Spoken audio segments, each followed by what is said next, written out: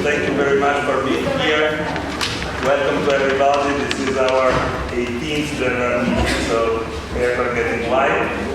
And this year, I must begin with a big apology that we've been struck by the financial crisis, and we had to cancel at the very last moment the gala dinner. Can you hear me? Yeah. Okay, good. So we had to cancel at the very last moment the gala dinner because we were out of cash, and so there was a drive toward organizing a self-paid occasion, which is at the restaurant Propolis. It will cost 35 euros each. I'm ashamed, but that is how it is. So whoever is interested in coming just has to go to the reception. And sign up for the meeting. The meeting is at 8:30 p.m. at the restaurant. It's a little bit at the beginning of the hills. They will give you directions over there. This was the first announcement, and I have a second administrative announcement that I give right at the beginning because before I forget. This morning we had a small overlap of the general property session with another project that was going on the Commons, and therefore the Access to Commons group could not meet. And we are meeting tomorrow morning at 9:30 in Piazza Carlo Felice at the IUC. Whoever is interested in the Access to Commons questionnaire, which is in a decent shape to discuss it with everybody tomorrow, is going to be at 9:30 before the closing up of our days. Okay? So let me introduce you the speakers of this morning. The plenary session is called the European Constitutionalism from Below, constructing a bottom-up constitutional process of the Commons in the European Union. We have two distinguished panelists that will address the issue after my undistinguished address of the same. The first one is going to be Tine De Moore from the University of Utrecht in the Netherlands, and the second paper is going to be by Gilda Farrell from the European Council in Strasbourg. Okay? So I would like to give just a very brief introduction of the topic, and in particular, especially why we picked this topic for our plenary session this year.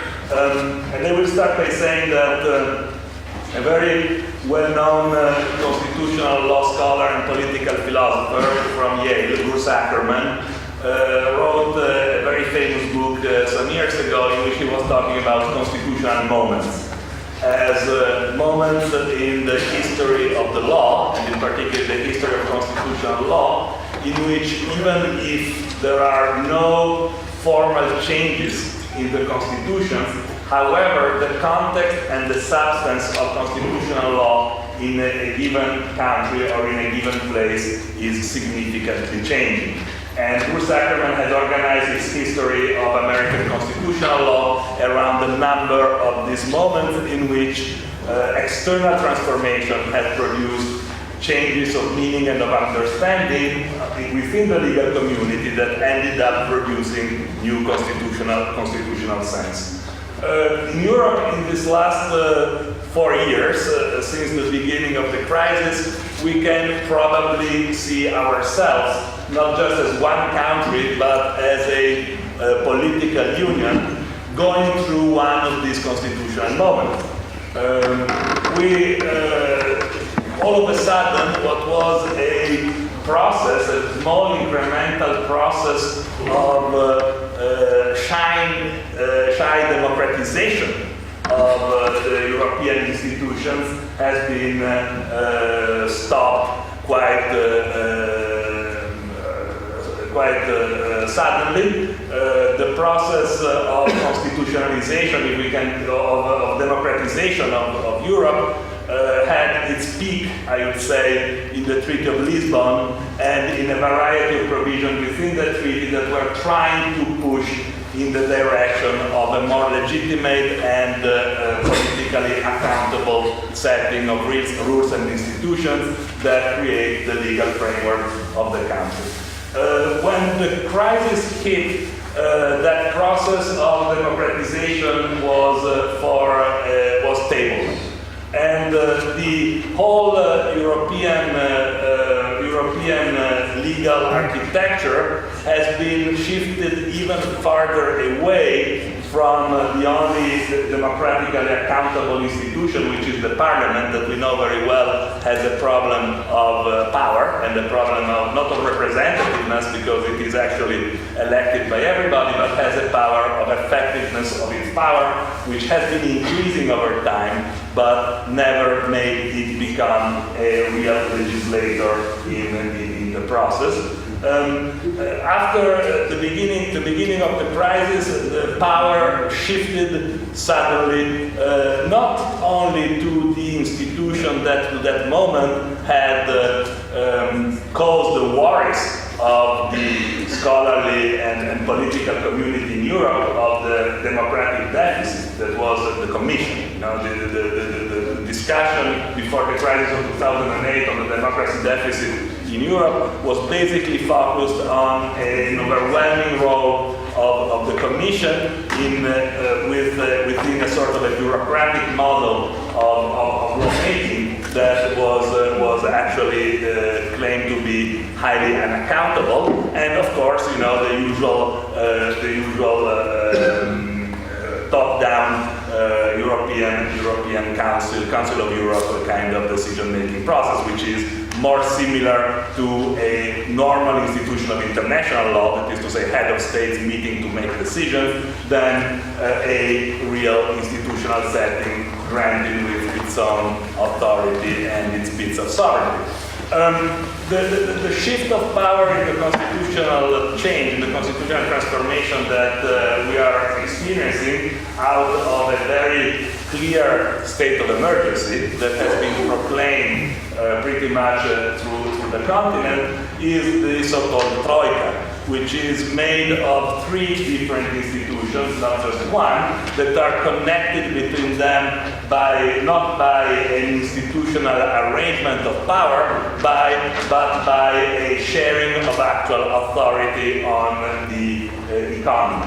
And the three institutions are, as we all very well know, the European Commission, that has played a role, the European Central Bank, which is a very peculiar institution with its own changes and transformations that were produced by the economic crisis, and that some observers claim is one of the big problems in governance of Europe, and is responsible of much of the current crisis of the euro, and the International Monetary Fund, which is not a European institution, but is actually a, so to say, quote-unquote, allied institution, or something that is outside of the picture.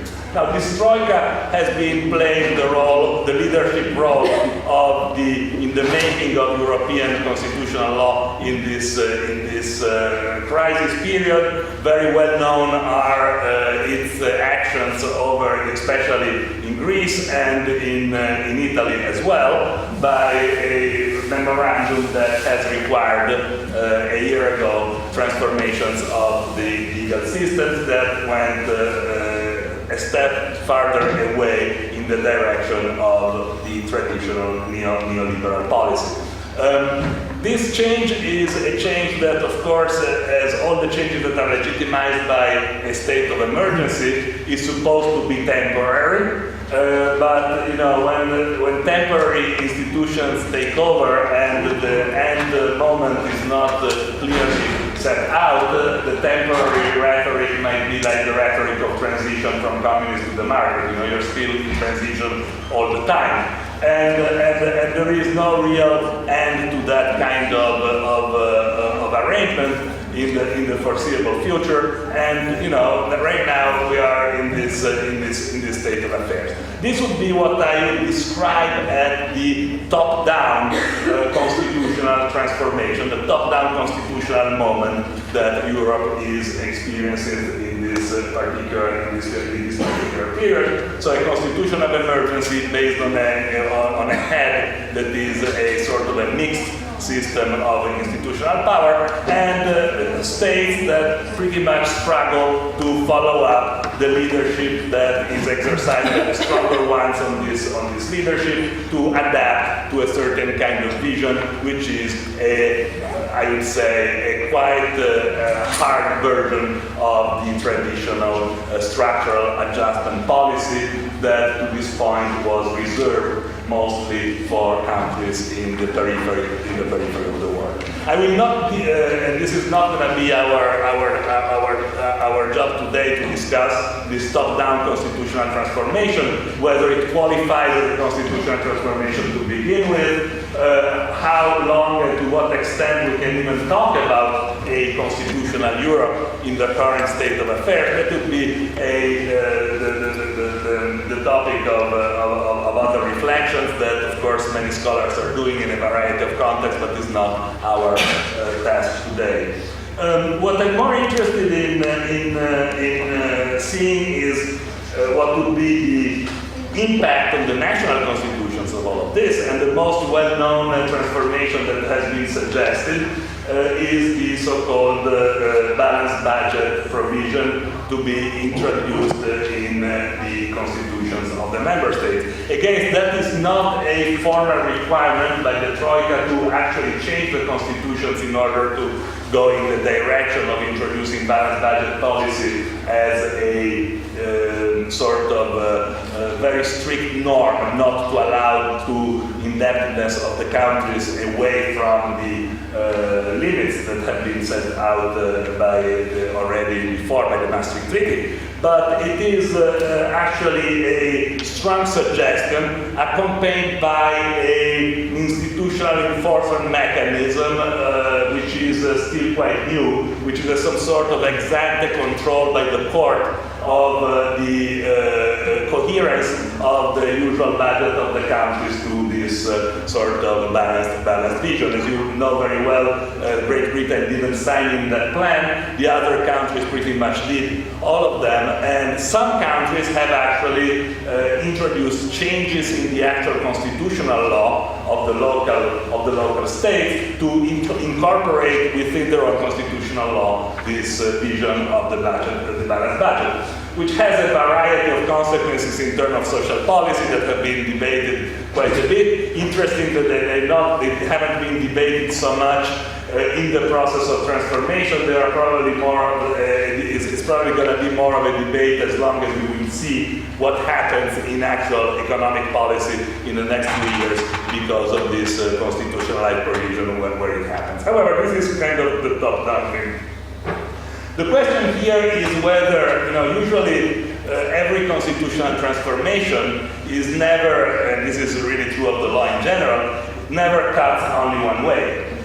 And there are always forces and counter-forces, and even in states of emergency, in situations in which everybody is supposed to sign up to a certain vision, there are here and there patterns of resistance, patterns of alternative being of different visions that in Europe are actually developing in this month. There is an increase in the presence and in the way in which so-called social movements have been vocal. In certain countries, these social movements have found some sort of institutional avenues in order to provide for the transformation. The example is our own country in Italy, in which social movements produced a referendum attempting to stop the privatization of water and public services last year, and that is an ongoing constitutional struggle that had its peak the day before yesterday in the Constitutional Court, in which there were the arguments for the respect, the actual respect of the result of the referendum by the government that had passed after that a variety of provisions that were arguably in complete counter-tendency against the vision of transformation of the water referendum. But each country had experienced its own variations of this sort of activism of the social movement, very well known because they were able to go beyond the local significance. Certainly the movement in Spain of the Indignados, that the M15, that has been capable of attracting quite a bit of attention and possibly of stimulating other similar experiences in places even very central to the Western central scenario, such as the so-called Occupy movement in the United States, that then bounced back in Europe, articulating basically an alternative vision, a vision that claims that the crisis of 2008 and the turmoil that followed the crisis should be interpreted as the end of a certain model of development, of a certain vision of society that was the one that stand after the fall of the Berlin Wall in favor of, the so-called recipes of neoliberalism, that is, downsizing, outsourcing, privatization, and all sorts of things like that. A period in which, in which private law has become throughout Europe one of the main agencies in which the law could maintain some control of the economic processes. Most of the transformations between 1990 and 2008 and the current stage has been a decrease, a dismantling of the welfare state, and with the dismantling of the welfare state, of course, a reduction in the role of the public law and the public law agencies in dealing with economic transformation and economic process. With a significant bunch of litigation rebounding on the private law courts that were called upon to make a variety of policy decisions, and that probably they were ill-equipped to make. And here was probably one of the most interesting aspects of the overall Americanization, so to say, of the European legal landscape in trying to elaborate and to construct a system of courts of law, of ordinary courts of law, that are capable of elaborating and introducing some policy understanding of the reality and a way to function that is less connected with the traditional, quite formalistic approach of European private law. And there is still, I think, is still a very good book that describes this scenario, is the book of Martin Esseling on the new European private law, that really tries to show how the new challenges that the courts of law in Europe have received because of the demise of the centralized administrative structures have had to face in this last 10 years or so. Now, this scenario is considered to be a scenario that is not a model of development that is shared by the social movement, and so I would like to say a few words about what kind of vision has been articulated in terms of law by the social movement, and what kind of legal initiatives have been started, and how the law has started to be used by a number of these movements in order to obtain certain kind of transformations of Europe. We must say that, just to begin my very short, I apologize if I'm getting a little long, but it's going to be not very long. I would like to tell you that, as probably you all know, in the Lisbon Treaty, between the number of provisions that could have been interpreted as shy openings to our democratization process of Europe, there has not been only the enlargement of the role of the European Parliament, but there has been the introduction of a provision that grants, that's Article 11, that grants initiative over the initiative to society. That is to say that it is not a real power of initiative. As you know, the European setting is very jealous in limiting the power of initiative to the Commission. This is one of the main constitutional characteristics of the European legal system.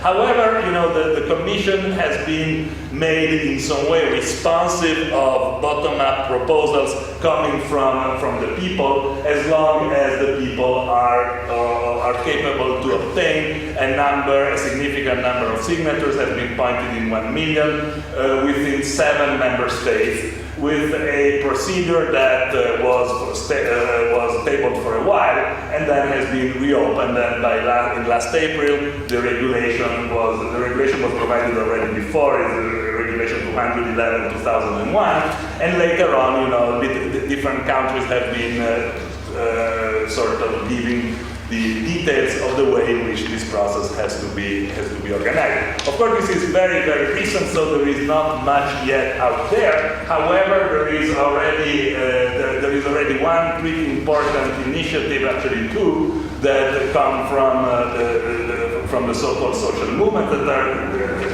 claim to be using also that instrument, not only that instrument, because of course popular initiative, as we know very well, is a quite weak tool of direct democracy, because it doesn't really bite. You know, the last word still belongs to the Commission to decide whether to pursue. But there has been a couple of important initiatives that were put on the table. One is on the so-called basic income that was produced by the Basic Income Network, that has actually moved steps forward in the direction of starting this initiative. And the other one is on the water movement, that is a network that is already established and quite strong throughout Europe. They are also producing a popular initiative. They are right now drafting it in contact with the Commission to know, you know, nobody really knows how these things are supposed to be done, but there is that kind of work. Another more ambitious attempt of creating a European Charter of the Commons has been also initiated.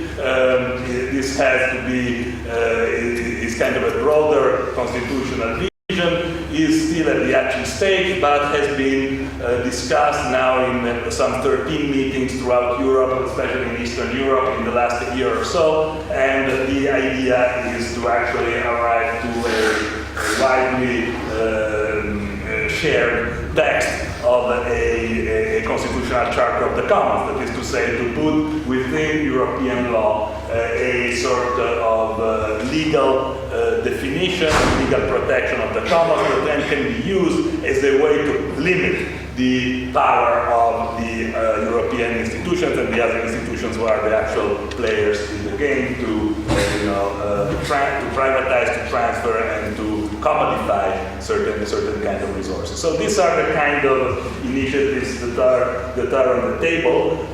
These are initiatives that all share one very important vision, that is that we are now in a phase of the transformations of capitalism that cannot be understood nor approached anymore with the old tools that were used within the dichotomy state sovereignty versus private property, or market versus state, as the two polar opposites of the vision of modernity about the legal system.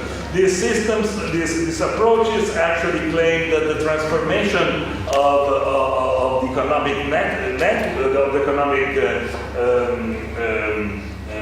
setting has been such that today we are experiencing, and this is probably for the first time in the history of the institution, an imbalance of power that favors private actors over public ones at the global level. In other words, while the traditional liberal constitutional structure has been organized around an understanding that the private person, the individual and the property owner was supposed to be protected against the strong player, which was a Leviathan, that was the big almighty state, the sovereign state that was the one who was actually creating threats to the private individual individual owner. Today, the ratio of power between the private and the public is changed, and today there is a need of obtaining some sort of protection of the public against the private. There is no more, there are private actors at a global level today that are clearly stronger in terms of economic force and agency than states, and they are actually capable to control states and to control state policy to the point that much of the policy of the state cannot to be assumed anymore, even theoretically, as corresponding to the needs and the interest of the people. That is to say that the interest of the people now requires some sort of constitutional guarantee that cannot be limited only to the individual owner guarantee against the taking from the state, but needs to become a guarantee of the commons, of what are the common shared resources, what are the certain kind of common pools that have been accumulated over time against the very same governments that cannot be considered anymore to act in the interest of the collectivity, but that actually tend to act more and more often in the interest of global private actors. And therefore, there is a need of some sort of cure to what is become a very problematic situation of constitutional property law. That is to say that property law is protected constitutionally if it is private property, and it is actually protected in an increasing way. There has been decisions one after the other, especially the European Court of Justice, but also the local member states have been changing their case law in the direction of going more and more towards strong protection of private property, whereas there is no protection of public property against the government in office that decides to privatize. When the government wants to transfer property from the private to the public by the use of taking law, it has to follow just compensation requirements, due process of law requirements, and has to declare public utility in a process that grants a large number of actually strong constitutional guarantees. The other way around, the passage of property from the public to the private is not structured around any kind of guarantee. The government in office is assumed to be able, so that is to say the government in office is assumed to be able to transfer, to sell, to privatize all sorts of public property just by the fact of being the government in office without any need to show public interest in this sort of privatization, without need to respect due process of law requirements, and without any sort of compensation capable to give back to the community the kind of resources that were taken away from the control of the community and privatized and given to the control of the private actors. And the result of this is not only an imbalance that is evident, that is a problem of constitutional law of the Western traditional constitutional democracy model, but is a problem also for the theories of kind of trials and errors in economic policy, because it is simply not true that a government can try out, for example, privatization of a given sector for a few years, decide whether it's good or bad, whether it's more or less efficient, and then if it discovers that it was not a good idea, just return. Because whereas you have a whole freeway in front of you to privatize, and that's very easy to try privatization, then returning in the moment in which you have decided it was not a good idea is simply most of the time impossible, because governments do not have the money to buy back, and because it is very difficult to actually be capable to provide, to live up to the kind of guarantees the constitutional law is giving to private property. And this creates basically a one-way development, a one-way process of transformation of capitalism from the many to the few in such a way that looks like really a no-return path. A path that doesn't allow anything else to happen than a progressive privatization of all the possible aspects of sovereignty out of pressure from global international actors that all go in the same direction without the possibility to go back. So constitutional law has to take care of that. there is a need to have some sort of constitutional guarantee that could be at the European level, could be at the level of single member states, to regain some balance between the public and the private, and to provide public property and public wealth with the same kind, or at least similar guarantees than the one that are provided to private property, to avoid this sort of imbalance and this one-way direction in the pattern of development. This is assumed to be a crucial aspect of the current constitutional making process. There is a beginning of articulation of this problem in a variety of countries. Of course, each country, these are the main line of phenomena that can be interpreted and seen in a very variable way in the different legal systems, but are kind of tendencies that are out there, are a problem of the constitutional democracy model, and have to be addressed. So if this moment of constitutional transformation is just not going to only be a moment of restructuring of an emergency transformation in the same neoliberal direction, or whether it's going to be a moment in which a new sense of constitutionalism is going to emerge, is going to be up to the struggles of the next few years, and maybe also up to the work of legal culture. Thank you very much.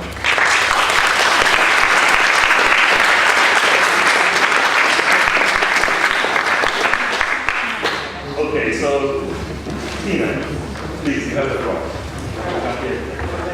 Sure. Oh, you want to stand up? Please.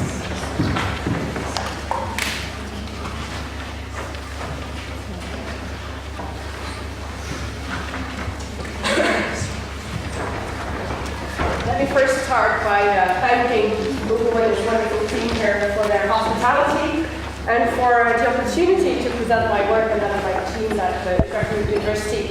To what I have been told is absolutely the cream of legal scholars, private law scholars in Europe. So I find it a real privilege to address you. I would like to talk to you about the historical development of commons today, but I do start with a present-day perspective. And any one of you who is not familiar with the topic and has Googled at some point the term commons, came up with a very long list of hits from it. Commons are pretty hot, and basically commons are everywhere. Everybody has heard at some point probably about Creative Commons. There's the Drupal Commons, Wikimedia Commons. There's even something called the Council Commons. You name it, there is apparently a commons right now. Commons means today, or a common means many different things.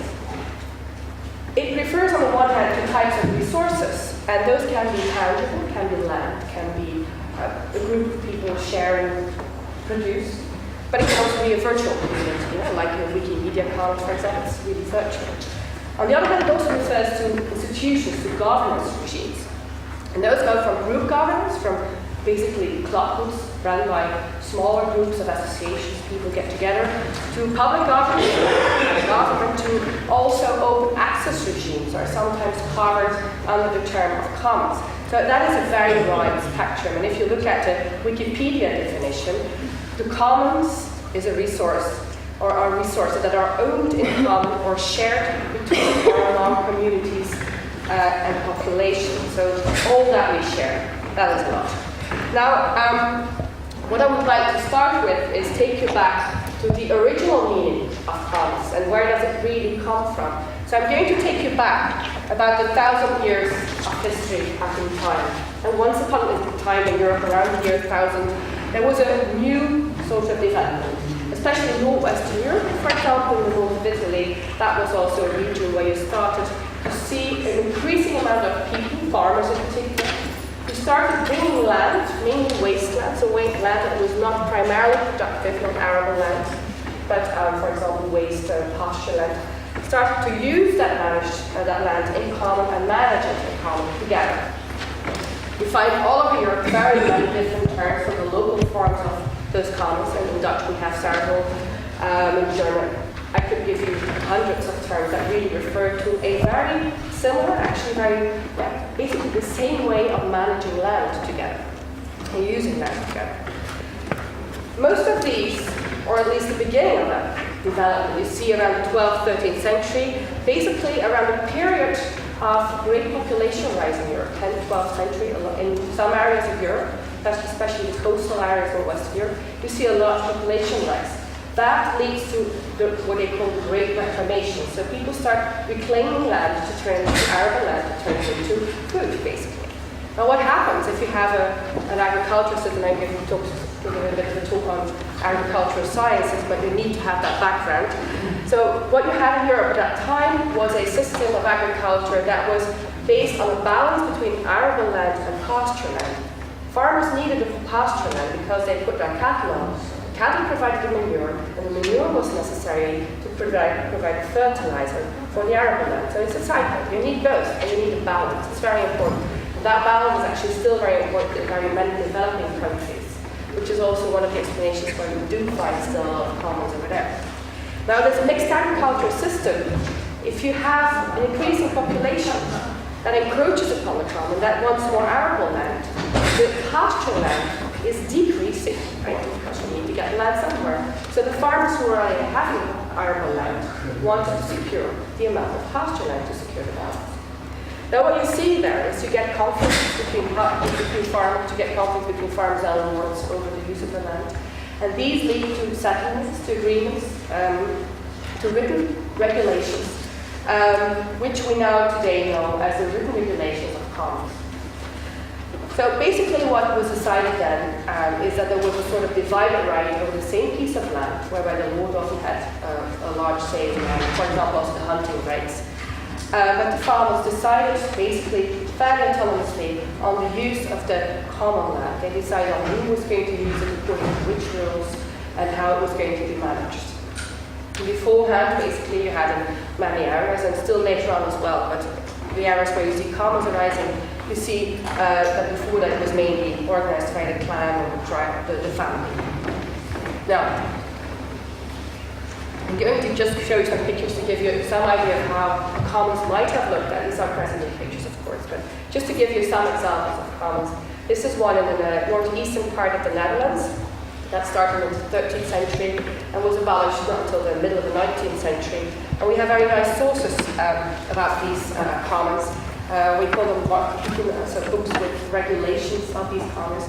Basically, the commoners were a bit of lawmakers themselves. They came up with rules that were needed to organize the common in such a way that it was, for example, not overgrazed or undergrazed, that's another possibility, that commoners behaved, that they didn't insult each other, and that if somebody did free ride on the common, that he was or she was punished, and that there was a way to execute this punishment and so on. We have a lot of, I'll come back to the regulation in a moment. This is an example in England, in Cumbria, where the rights were, for example, to pasture, but also to dig peat and turf, and to collect bracken, which is a sort of topsoil resource. There's a very nice project in England by a colleague, Agnes Winchester, who's been collecting very nice material on this. And there's a link to that I can give to you if you want to try.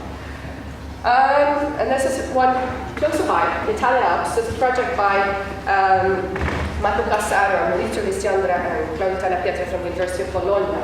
We have a very large database on the way commons in the Italian Alps were managed through a system of carte di regola. So basically, pretty much the same source as we just saw, but the Italian version of it for a long period, 1200 to 1800 as well.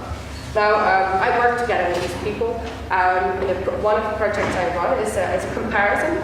So here you are, comparative law, between all these regulations for England, Netherlands, Spain, and Italy. We compare more or less 10 cases per country. Sometimes, for example, so we have more cases.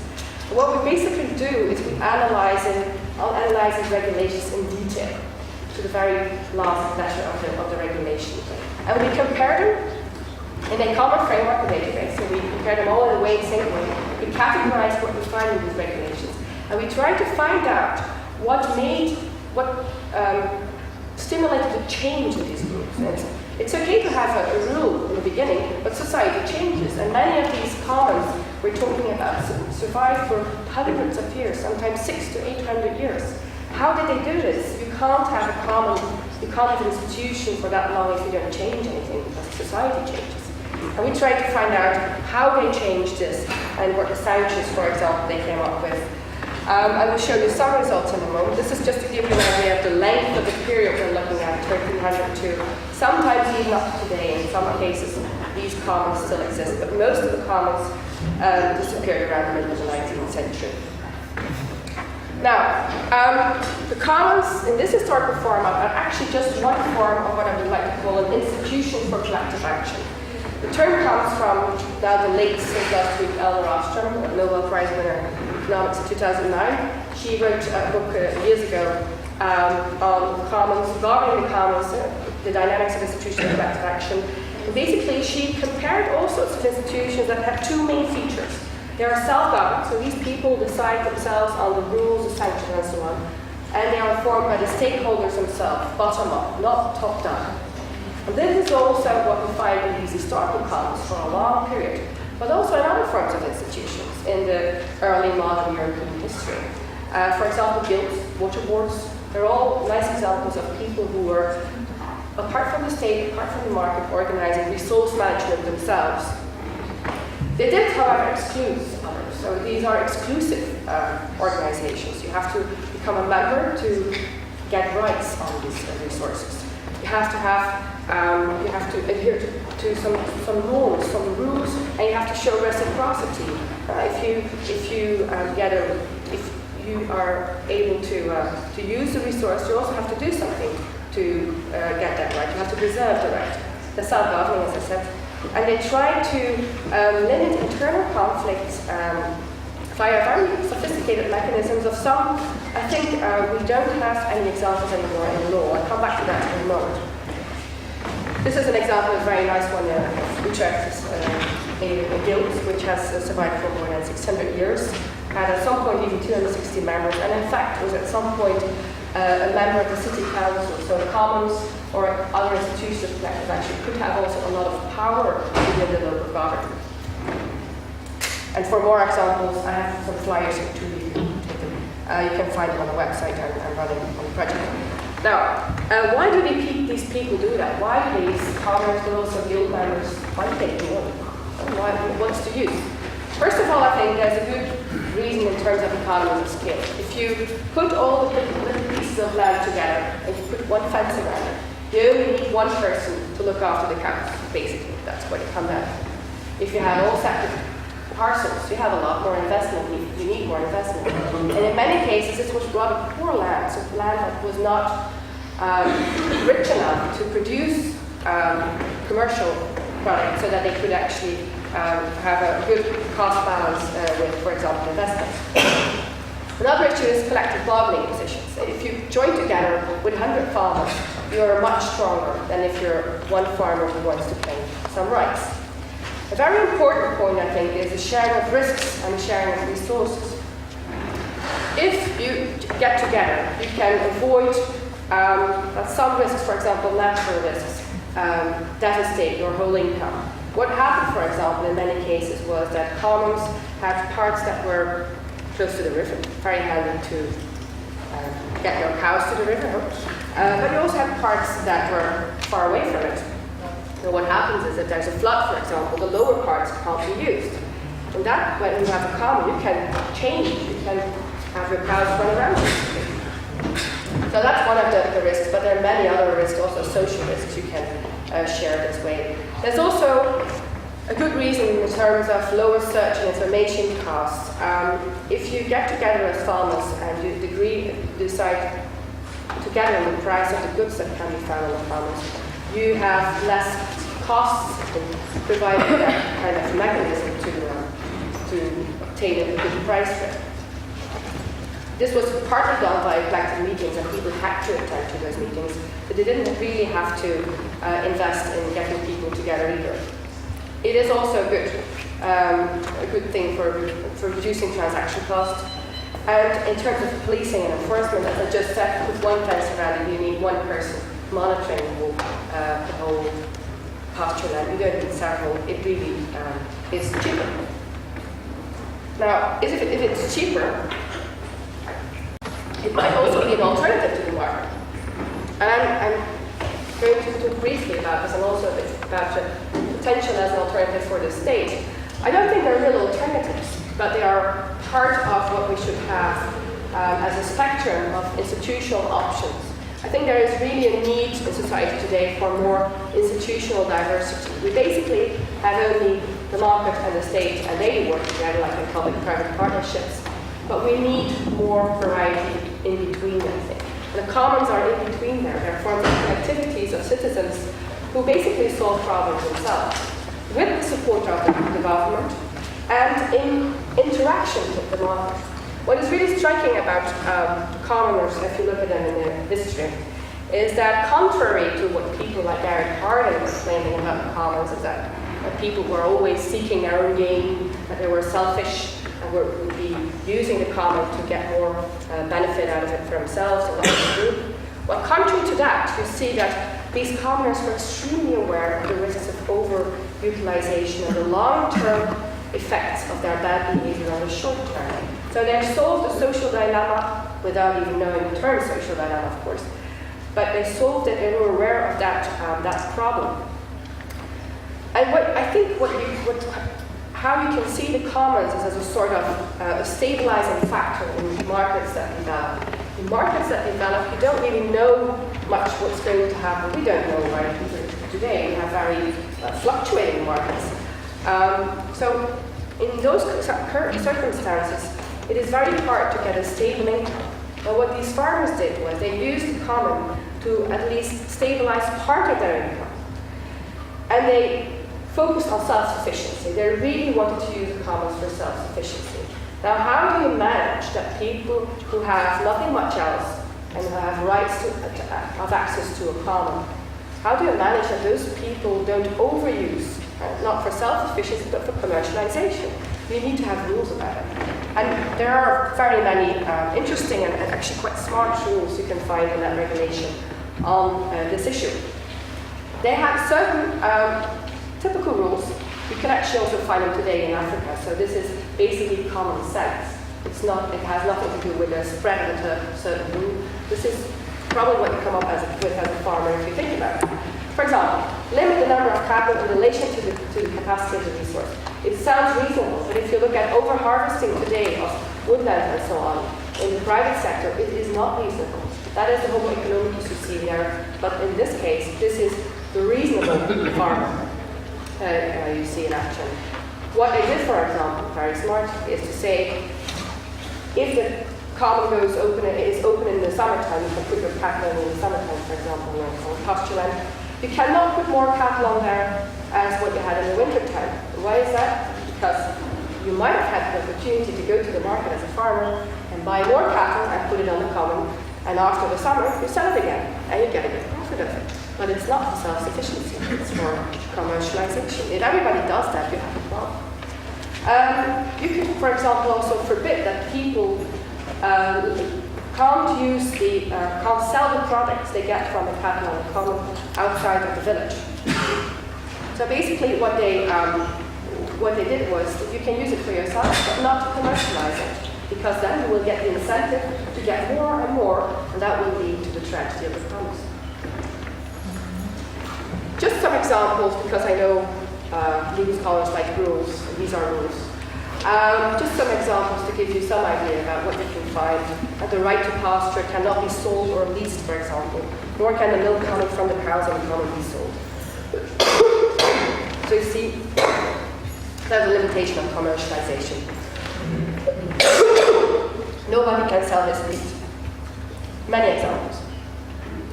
Each of these rules was always accompanied with a serious fine. So this was not like you did it and nobody noticed. No, we get a fine, you might even be thrown out of the common.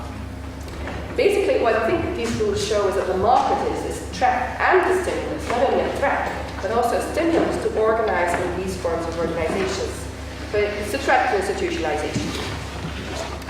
Now this is just a graph to give you an impression of how what we're trying to do with the regulation. And if you have any suggestions on how we should do it, I'm very willing to listen to that. But this is how we are doing it. I'm an economic historian, we like graphs and tables. So I made a graph. And what you see on this graph is basically two lines. Just look at the two lines that white.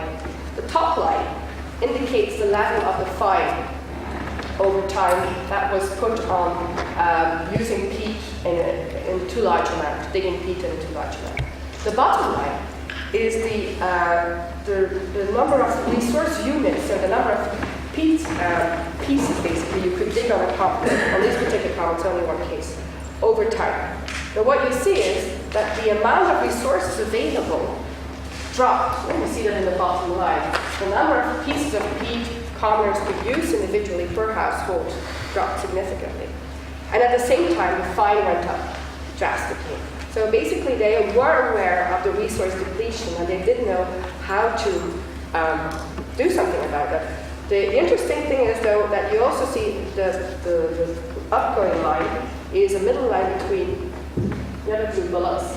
And they show the levels of the fine, and they vary a lot. So I think commoners did have trouble to find the right fine. The fine can't be too high because people won't pay it and say, I can't be bothered, it's too high. But the fine can also be not too low because people will just simply keep free riding. So they had some trouble in finding the right fine, but they were aware of the natural resource depletion. Now, can it be an alternative for the state?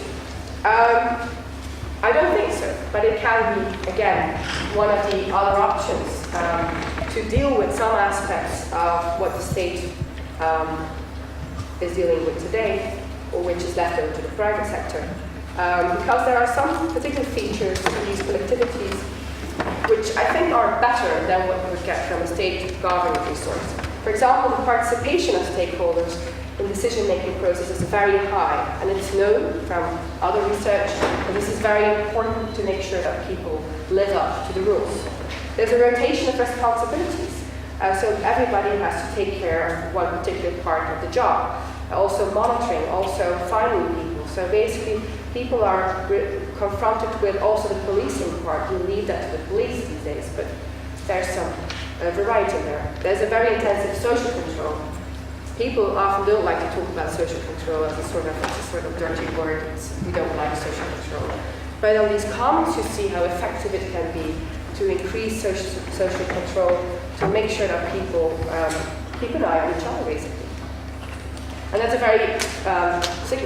very special and very good, I think, in some cases, sanctioning system, with some very peculiar things, I think, which are really interesting for today as well. One of the things we find, for example, are sort of liability clauses. So people are made liable for the behavior of others if they do not report that others are free riding. Person A puts too much cattle on the common. Person B sees that happening, doesn't tell it to the monitor. But if the monitor or anybody else finds out, person B is also fined because he's liable for the fact that the other has not reported. So I think those might give some inspiration about new ways of dealing with collective resources. Now, just a few words about how we have forgotten, I think, about the commons. The fact that they're so popular today is also an indication that basically, a lot of people think it's something entirely new. I hope I've convinced you by now that it's actually not new to talk about commons, but there is a big gap in our collective memory since basically the middle of the 19th century and today.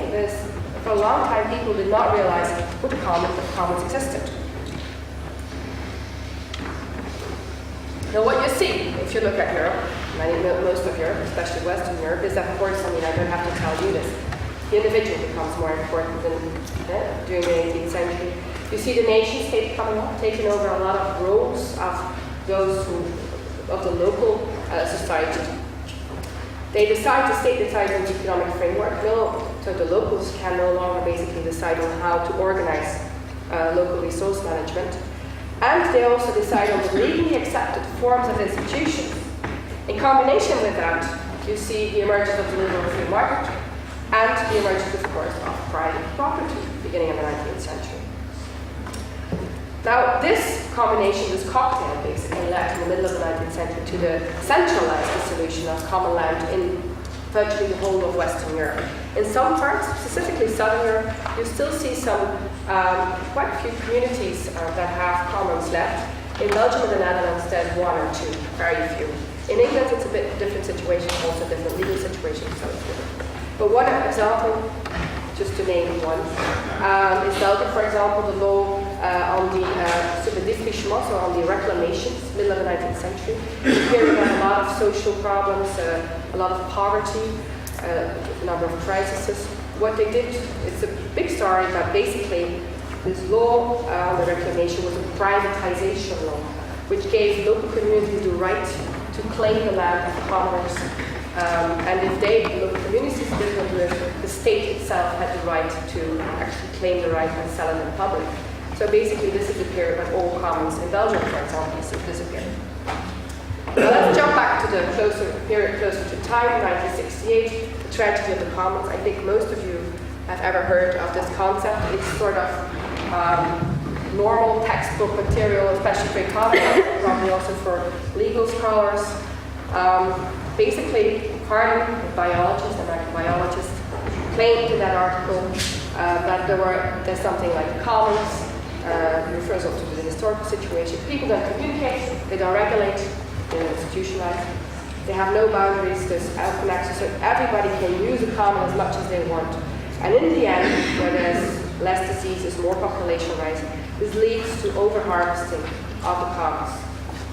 Basically, he wrote this as a reaction to the growing world population, but this has also been applied to many other domains.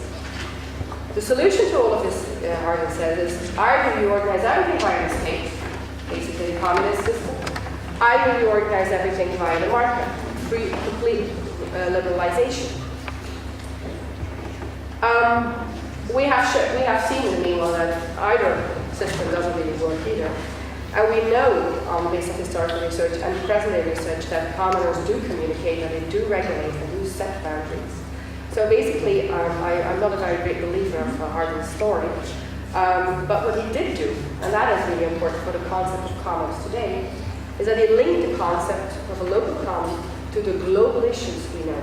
We linked it to issues of water management, of land management, of the oceans, and so on. So he made it a much bigger story. And after that, you rapidly saw terms like global commons emerging. And it takes some time before Elder Ostrom developed her framework, which is world renowned, and she published it in 1990 in a book called Governing the Commons, whereby she more or less made a blueprint of what an ideal institution for collective action should look like. You have to have good boundaries, clear boundaries. People have to participate in the decision-making process, we need good monitoring, and so on. Page 90 of the 1990 Governing the Commons book is like also a textbook material. It has been developed later on in some other frameworks, but this is still a sort of blueprint. And I think the most important contributions of Lynn, although she has had many, is that she was able to reverse the pessimistic view established by the tragedy of the commons into a more positive view, saying commoners, citizens, can organize collectively and do so in an effective and efficient way without over-harvesting and on the long term. Lynn was also responsible, by the way, for the foundation of the International Association for the Study of Common Property, which still exists today. I'm on the board, so it's my duty to all ask you to become a member. There's some flyers over here as well. But I think it's really worthwhile if you want to know a bit more about commons as a whole and more background information, especially also about developing countries. Now, summing up, this is my last slide. What can we learn from this commons research? I hope quite a few things, also for legal scholars. I think the main issue is that self-governance can work. Citizens, whether they're farmers or other forms of people who do this outside of their work activities, they can organize in a way that they govern their collective resources efficiently and effectively without over-harvesting. So people can limit themselves. They don't only need a legal framework set up by the state top-down, but they can also come up with sensible rules themselves. They can make sure there's effective management by the immediate stakeholders. And I think there's a wise lesson in this. If you let those who know the land best to decide on what has to be done with the land, if they do that collectively, the chances are high that they come up with good rules. And this goes for many types of resources. Recognition, though, by authorities remains essential. It's no use to set up a common that is contested constantly by the government, because you will put all your energy in surviving as an institution without having enough time to reviving your regulation and adjusting it to the changing circumstances. And I think collective resource management is also able to deal with market pressure. One of the bottom lines, though, and this is also something that goes down to Nostrom's work, is that there is no one particular institution that fits for all circumstances and types of resources. One of the things we need to do is take into account local variations and look what local resources need. Look at the value of the resources, the context in which they function. And see, maybe in some cases there is a good cause for private property arrangement or for state management. There is need for institutional diversity. And another issue is that technology and local conditions matter and deserve attention. Just to give you one more slide I thought about, this is a project page where you can find much more information about the background of these institutions. There's some flyers there, and well, please visit and let me know. There's also a big conference at the end of this year. The deadline for that conference is the 1st of July, so hurry up if you want to submit to that. There's also some information on the website and a call for papers over there. Thank you.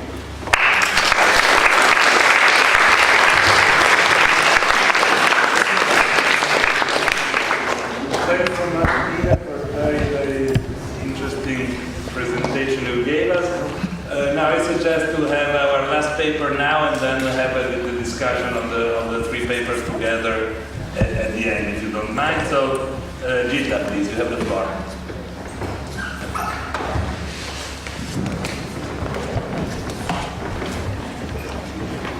Good morning to everybody, and thanks for inviting me to talk to this audience. In fact, I am the head of the Social Coalition Research and Early Warning Division, and I am not a lawyer, so please forgive me for any heresy I will say in my presentation. In fact, what I am doing at the Council of Europe is trying to build knowledge from the citizens. And I think there is a need to engage in such a perspective because there is a kind of gap between the institutional beliefs and the dynamics in place at the moment in Europe. And it is important to somehow provide legitimacy to new processes. So I'm going to present the results of two different kind of deliberative processes that we have at the research unit of the Council of Europe. One is a real process of physical presential deliberation with the citizens to define the well-being for all, and to bring them to define shared responsibilities within a physical space that they share, a town, a neighborhood, hospital, an enterprise, etc. And the other is an online platform. It is the first trial to have an interaction with citizens online from the European institution. And this interactive platform, Edge Riders, was co-financed by the European Commission as a first trial into engaging in a constructive dialogue with the citizens without imposing upon them our institutional vision. So I will start with the second one, that is a kind of different than open governance, where you just make data available to the citizens. That is something that matters in terms of transparency and accountability. But it is somehow making space available to exchange on things that matter for the future. And so we have several campaigns. One was common goods, resilience, learning, etc., making a living together with the people, etc., and trying to make sense to these mainly young people in transition initiatives to provide for a very tough moment for themselves. So how to face the transformation of the societies while themselves are somehow switching from a university or whatsoever to adulthood. And I will tell you the concepts, ideas that may be interesting for you in terms of resources, managing the resources. The first idea that private property allows for waste. Private property protects somehow the right to waste. You can do whatever you want with your private property. And there are several networks at the moment. In Europe, one is Impossible Living, trying to have a picture of how many abandoned buildings we have, while others are not having access to such an essential resource. Waste, as a result of private property, it is a matter of big discussion among these young people. Abandoning land, abandoning houses, etc. And there is a need somehow for them to rediscuss this possibility of not carefully using the resources because you own them. There is as well a discussion on the fact that you can waste because you pay for it. Wasting water, wasting energy, wasting food because you have paid for them. And this is something that is a matter of discussion as well. So one aspect that it is interesting in these alternative debates is the relationship between private property and the right to waste. Second aspect that is interesting is all what is meant by crowdsourcing.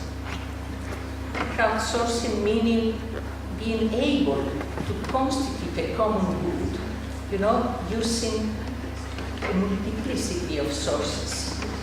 And so there is a tremendous discussion on peer-to-peer learning, peer-to-peer care, peer-to-peer financing, etc. So what could be constituted as a common good because you can interlink and create a certain synergy between resources that are not only local but are as well global, and that you can combine as a common good, as a common share.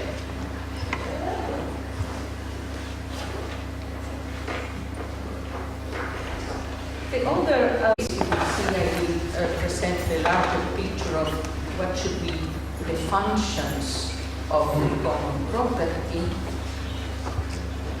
as the citizens per se. We see that there is a huge claim for responsibility.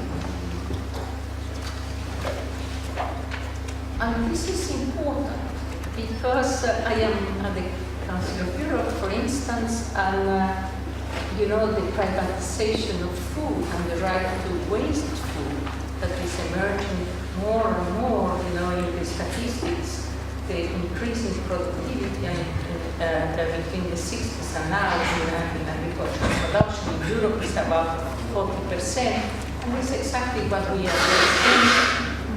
So, making sense of property, it is an important aspect of the future. Because even if we have a code of human rights, you can stop in the middle of the road and there is no responsibility for that.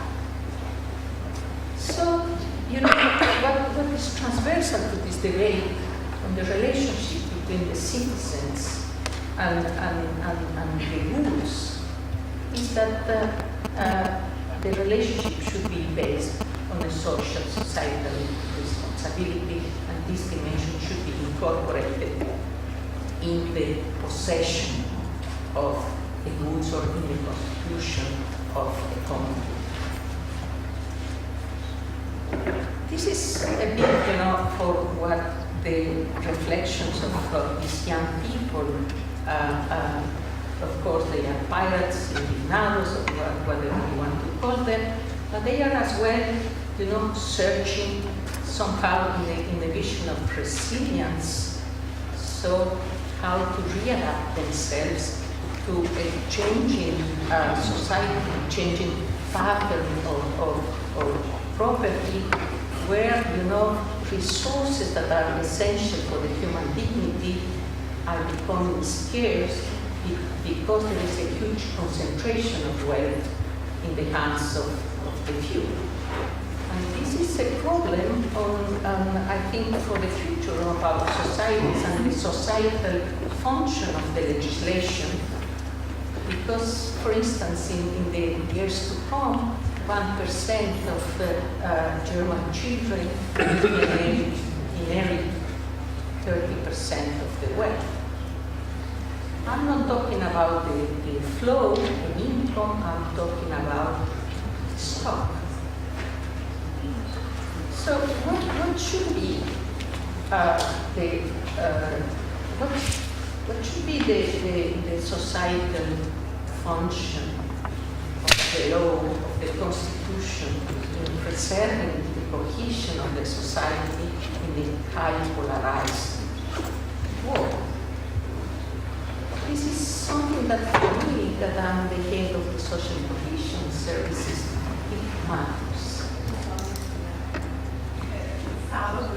So the citizens, we do think at the Council of Europe that the citizens could be the most interesting think tank of experts on, creating the future in terms of what should be done to preserve the cohesion of our society. And I think they have inputs, but inputs that requires from us certain perception of the plurality. Because all these new experiences that are being set through crowdsourcing or creating commons through, not only entitlements, as was in the case of cooperatives, but bringing in yourself without any entitlement.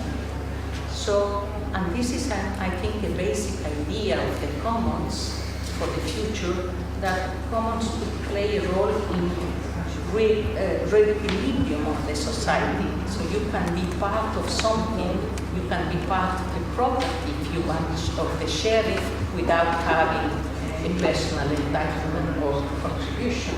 So I think it is important to see property, the function of property in terms of the re-equilibrium of the society.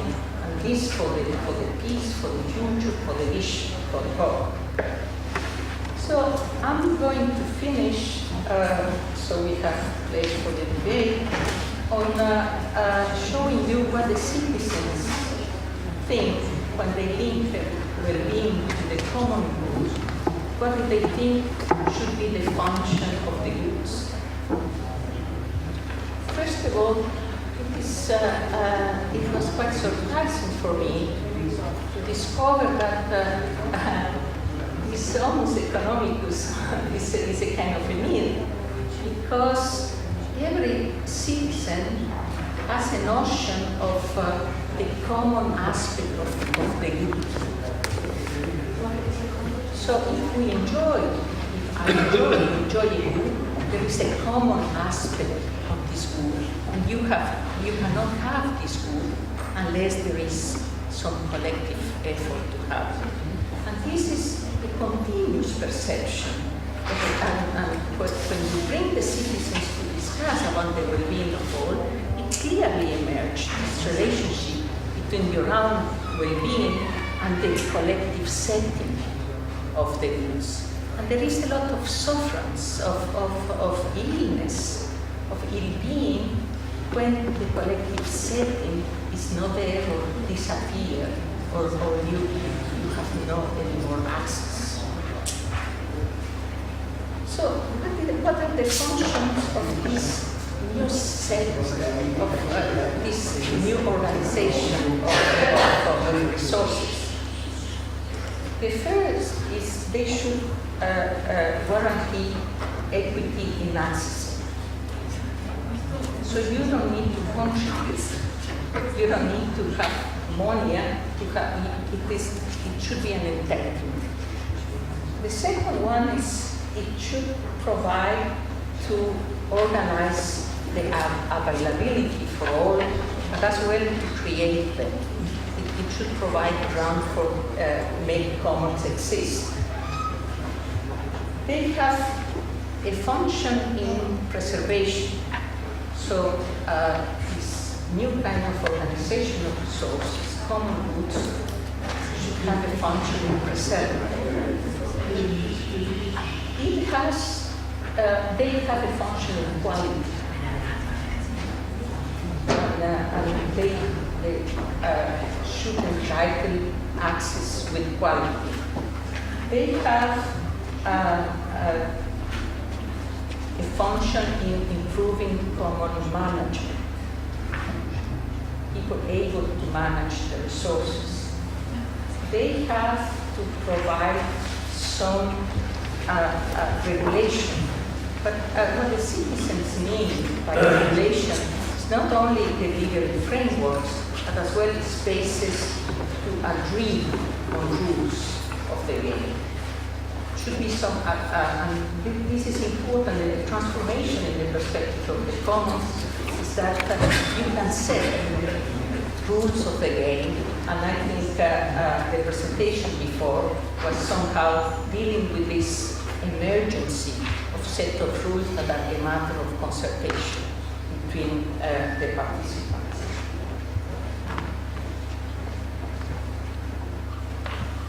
There is a point that is important in the perception that the citizens have towards the commons is that there is an aspect of struggling for the commons. And this is, it could be applied as well to the public goods, but it doesn't make sense, to fight for public goods means to fight for the function of the public goods. But they think that there is an aspect, a conflictual aspect in this moment, and the need to struggle for the commons. They think that the common property should provide for a vision. So the sharing should provide for the vision of the resource, of the goods, etc. Then they have a set of values around the property, the common property. I have already told you, sharing, reciprocity, solidarity. They talk about sustainability, and I have already told you responsibility. So there is a variety of functions of this new type of property, if you wish, that is being shared by a commoners or a community or the participants. So beyond the possession, I think that there is the multiple functions of a common resource. It is part of the cohesion of the society. It has an implicit role in making sure that there is no polarization, in making sure that anybody is entitled to, etc. So this is some of the ideas that we got it from 100,000 criteria of well-being for all of the citizens in Europe. I don't know, from the legal perspective, what could be the answer. But what I'm sure, dealing with these transformations and actively involving the citizens in the discussions on the perspectives for the future, that we are somehow in the need to provide legitimacy to the processes. And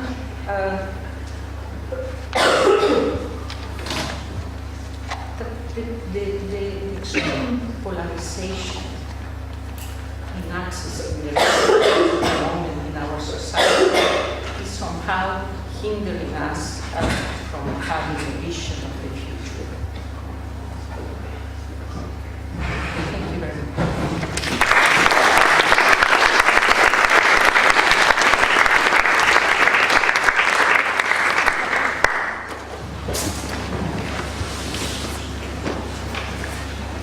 Thanks so much, Gilda. We have plenty of time for discussion. So please, Tine. This is Farrell. Can you come here so that everyone can hear you? Or yeah, go through.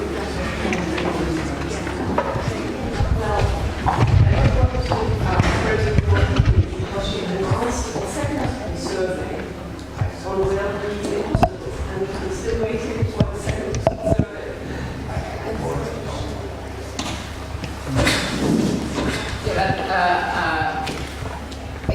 I have already presented more, but not specifically of well-being within the hospitals. In fact, what we do, we have deliberative processes in towns with different kind of people, where we have, a heterogeneous group coming to terms of what is the well-being for all, and what could be an inclusive vision of the well-being, where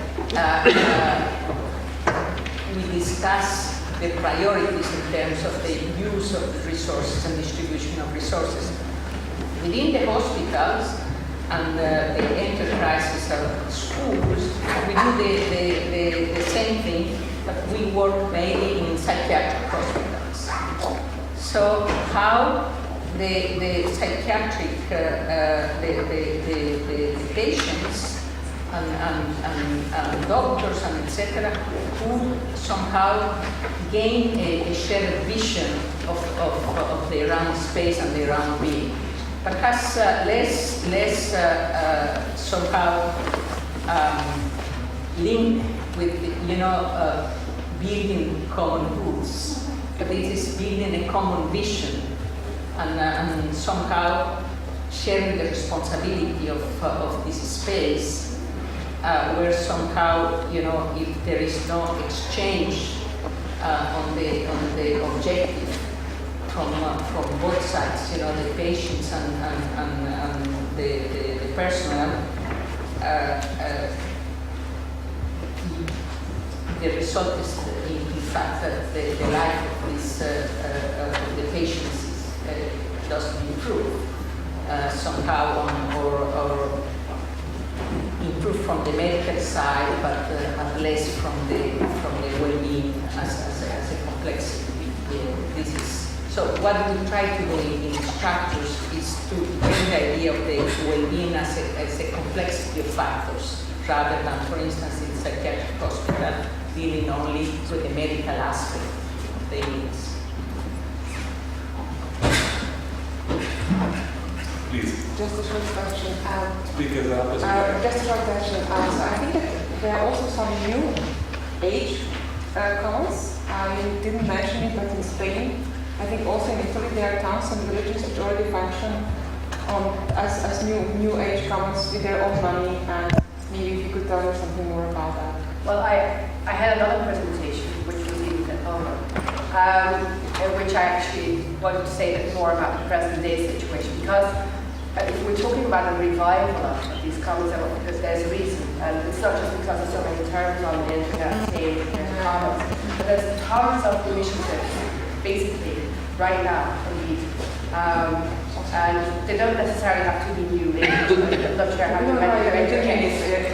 But there's in every domain. I mean, basically, there's many initiatives in agriculture, but also in care, for example, arising right now that are based on local citizens taking up the problem themselves, trying to solve it, either in the form of an association or a foundation, or in the form of a cooperative.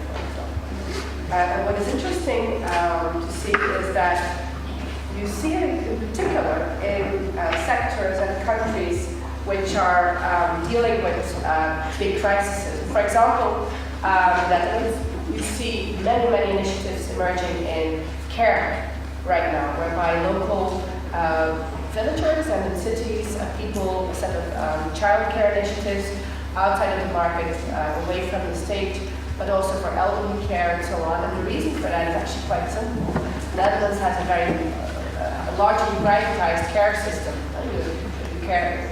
Health insurance is entirely privatized. So and it becomes rather expensive. I pay myself €2,000 a year to have a basic private, well, it's not basic, but we have a healthcare insurance, right? So that's a lot of money for a lot of people. So they try to find alternatives. Interesting if you compare it to Belgium, for example. You see initiatives, especially in the cooperative sector, but few of them have to do with care. And why is that? Because there is a fairly well-established still welfare state in Belgium, whereby everything is organized by mutuals that, are governed largely also via the state, so to speak. But it's not privatized. You can get a private insurance if you want, but it's not a necessity. So the need for such institutions there is not there, but there's other sectors where they do emerge, where, for example, we don't have them in the Netherlands. So I think one of my plans in the future is to also look at Greece, because my instinct tells me that a lot of things are going to happen there, as you saw, for example, also in Argentina, where all these initiatives also popped up during the crisis in Argentina.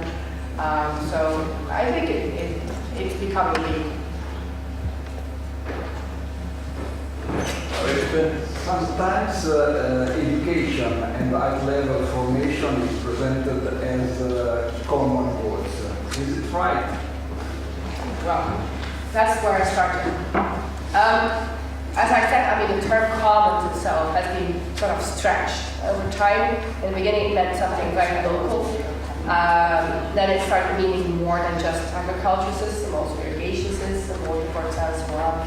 And in due time, over the past 40 years more or less, it has started to mean much more than just local goods. And I think well, personally as an historian, I have to admit, I had problems with that, because I mean, if you know the historical meaning of the words and then people start using it for other things, it's difficult to live with at some point. But I think the issue has become a really big issue right now, commons, and it's being used for more than just local initiatives. It's being used for in front of states. Exactly. So I think you can go as far as you want with the term, in the sense that it indeed can refer to all resources we share. And if you want to call education a resource, then yes. Gilda wants to add a comment, and then we have a question. I think there's a debate on peer-to-peer learning, and I think it touches upon the way how education is being perceived. There are initiatives for what they call freeing resources, not only resources for free, but freeing resources. And this is important in a perspective discussion. There are initiatives, for instance, for young people going to the universities and filming the professors and putting it online, and calling the peers to validate the knowledge of the professor. It's embarrassing, I'm not a professor, but I was in the time. But it is interesting that the perception of freeing resources and making resources in the society available for everybody, it's taking different roles, and it is not only for free, it is free. And there is in Italy, and in Italy there is an extremely interesting initiative of a young chap. He's 21 or 22, who has the most important school online for free. And for instance, in terms of legal barriers, he would like to have the freedom to film the courses and put it online without having any legal resistance. So he's claiming for a legal framework that recognizes that the knowledge that is being paid by public money, it is for the public.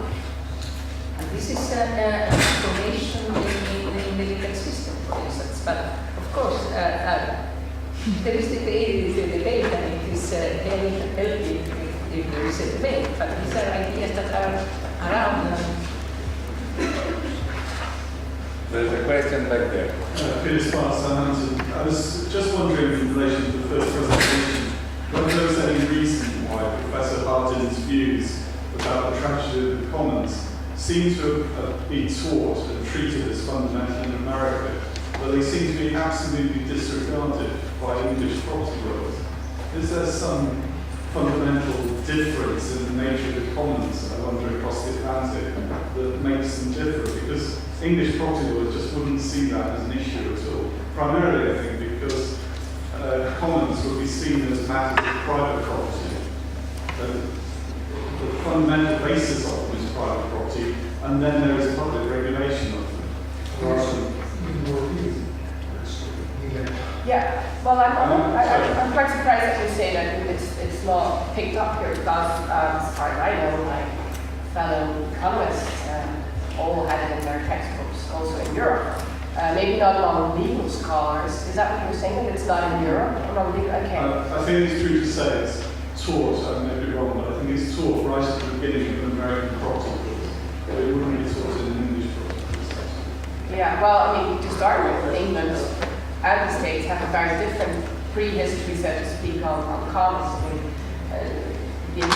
if you mention the term commons still today in England, it still has an important meaning to everybody in society. So maybe that has something to do with it, although they have, of course, also played an important role in social movement. Whereas in the US, you start from a completely different picture with another prehistory. If you were to use the phrase tragedy of the commons at an English property conference of property teachers, not property students, they wouldn't understand that term. I should explain it. That's in Italy, which is not even a common law jurisdiction.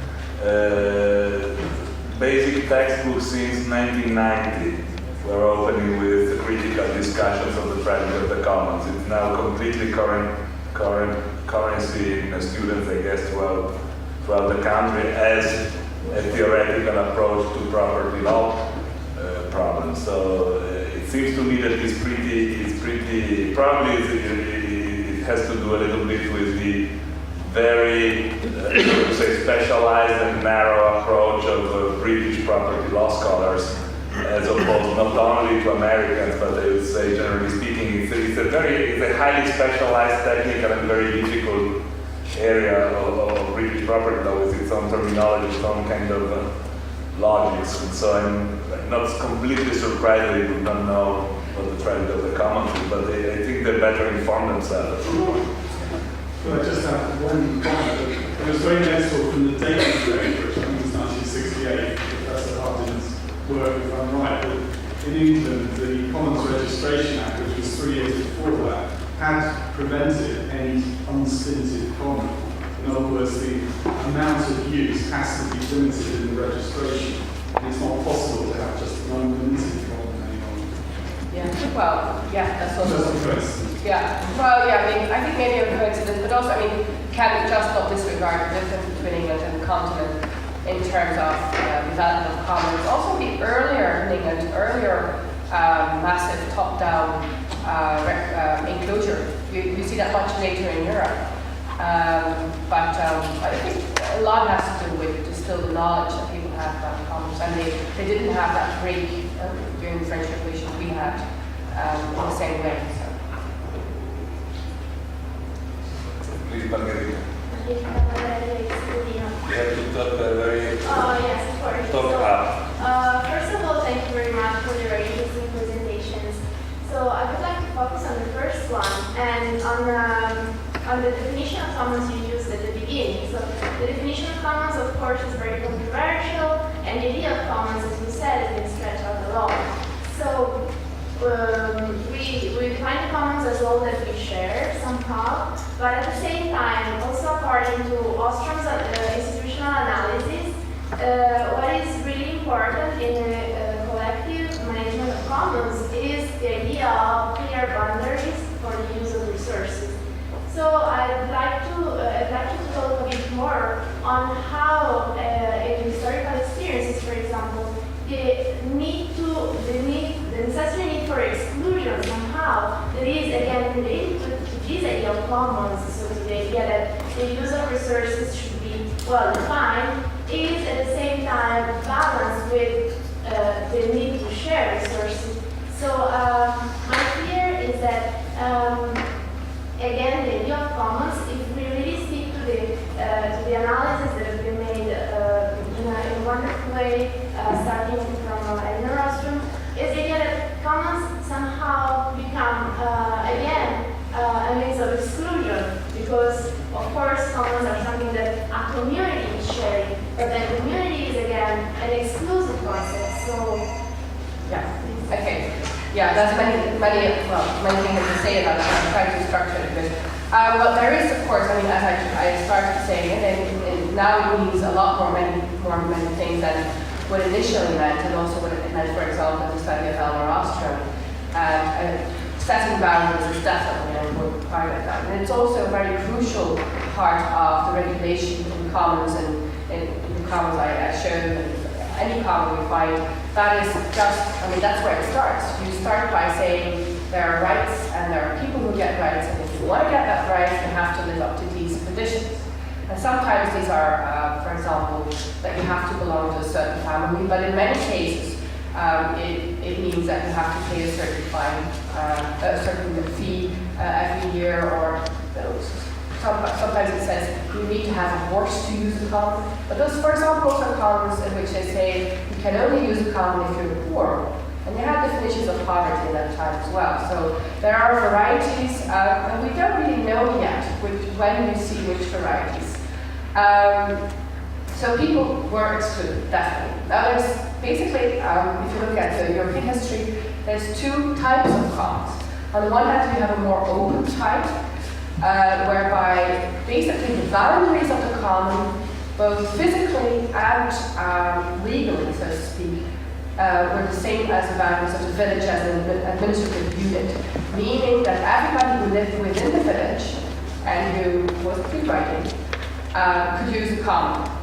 And in those cases, we also see that the people who were managing the commons were, for example, also the village administrators.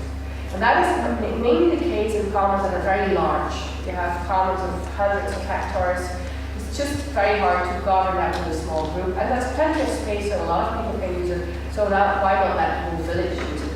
But even belonging to the village is an exclusive way, because you need to live up to some rules, such as you have to live for 3 years in the village. You need to be a sort of citizen of the village, so to speak, like you had rules for people who live in the town.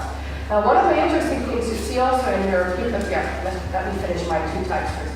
You have the open type, and then you have a more closed type, sort of more a form of an association, whereby groups of people define access in another way than the village community boundaries.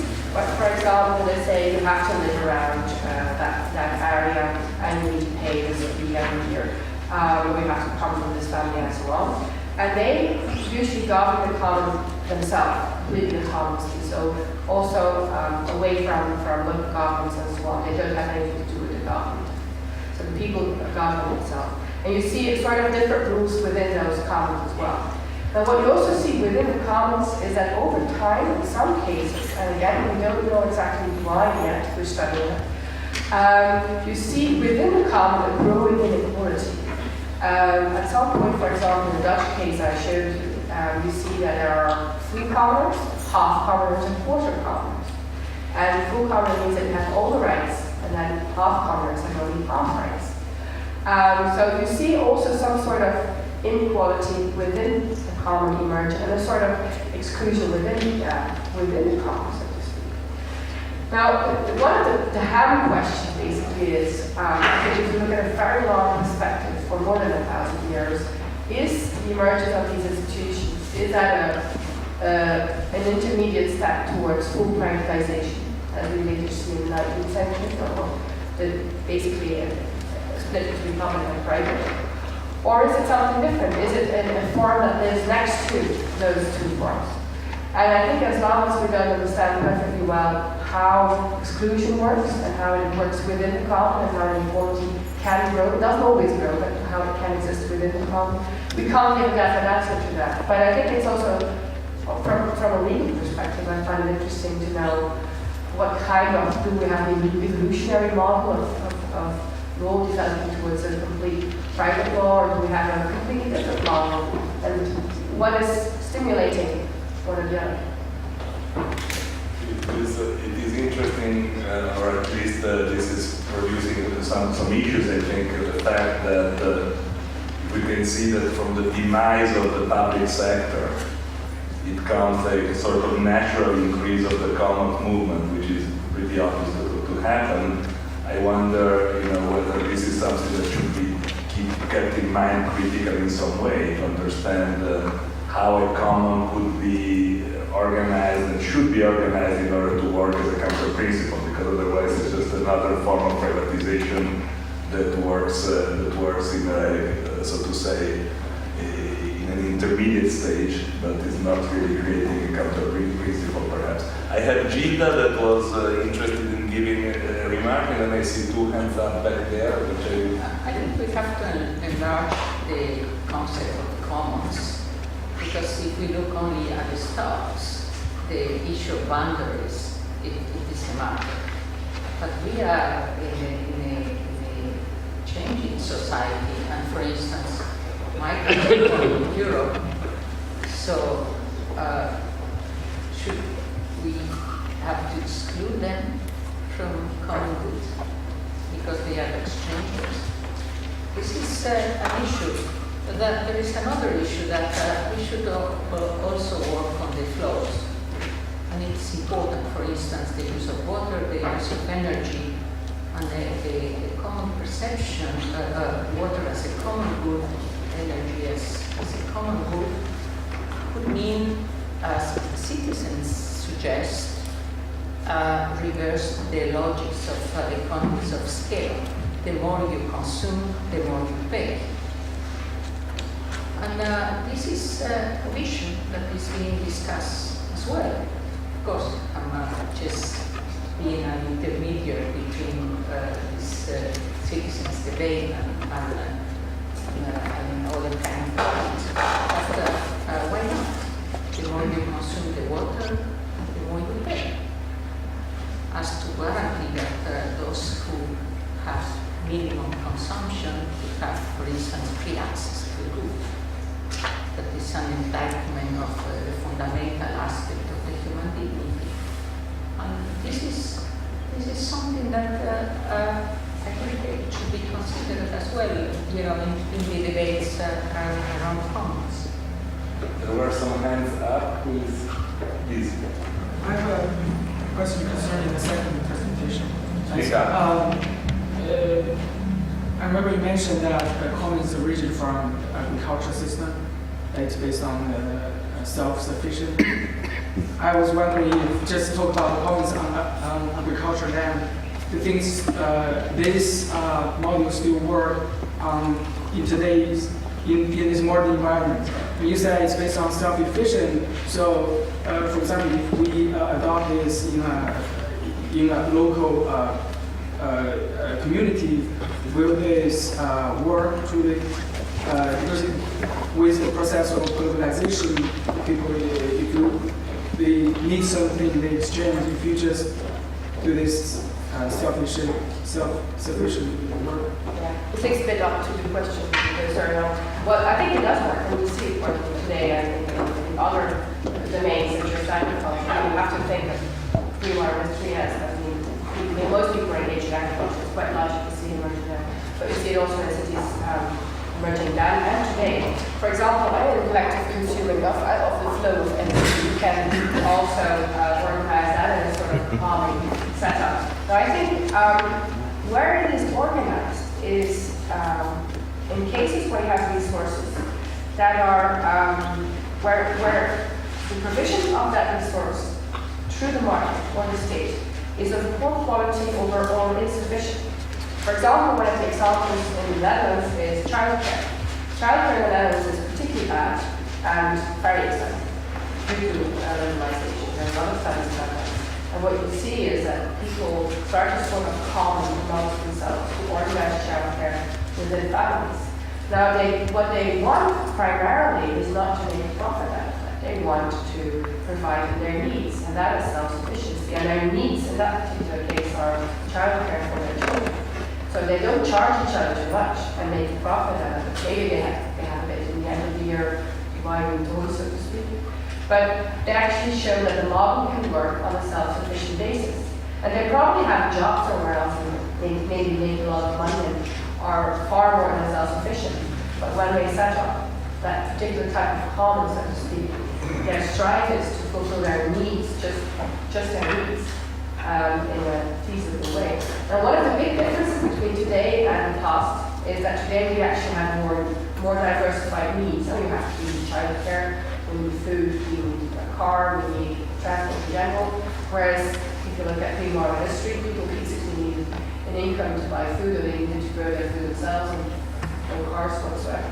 So basically the needs are more diversified, and I think what you also will see in the future, what you already see happening, is that people organize collective action around specific needs, and that, for example, people belong to a group that organizes childcare collectively, or maybe also to a group that organizes something around food collectively or mobility, but they also have their own job, and to some extent these overlap. Doesn't mean that these commons can only work on like limited resources. You cannot work on like both or on those cars, land. If you try to like manage it, all those resources, it would be impossible. The idea should be specific resources. Doesn't mean that. Yeah, well, I think it's also how do you define scarcity, for example? In the case of childcare in the Netherlands, there isn't childcare scarcity. There is childcare, but it's not good and it's expensive. So there is scarcity in terms of feasible scarcity in terms of feasible childcare. So basically, I think it depends on what you need and what is possible within a household, for example, to engage in.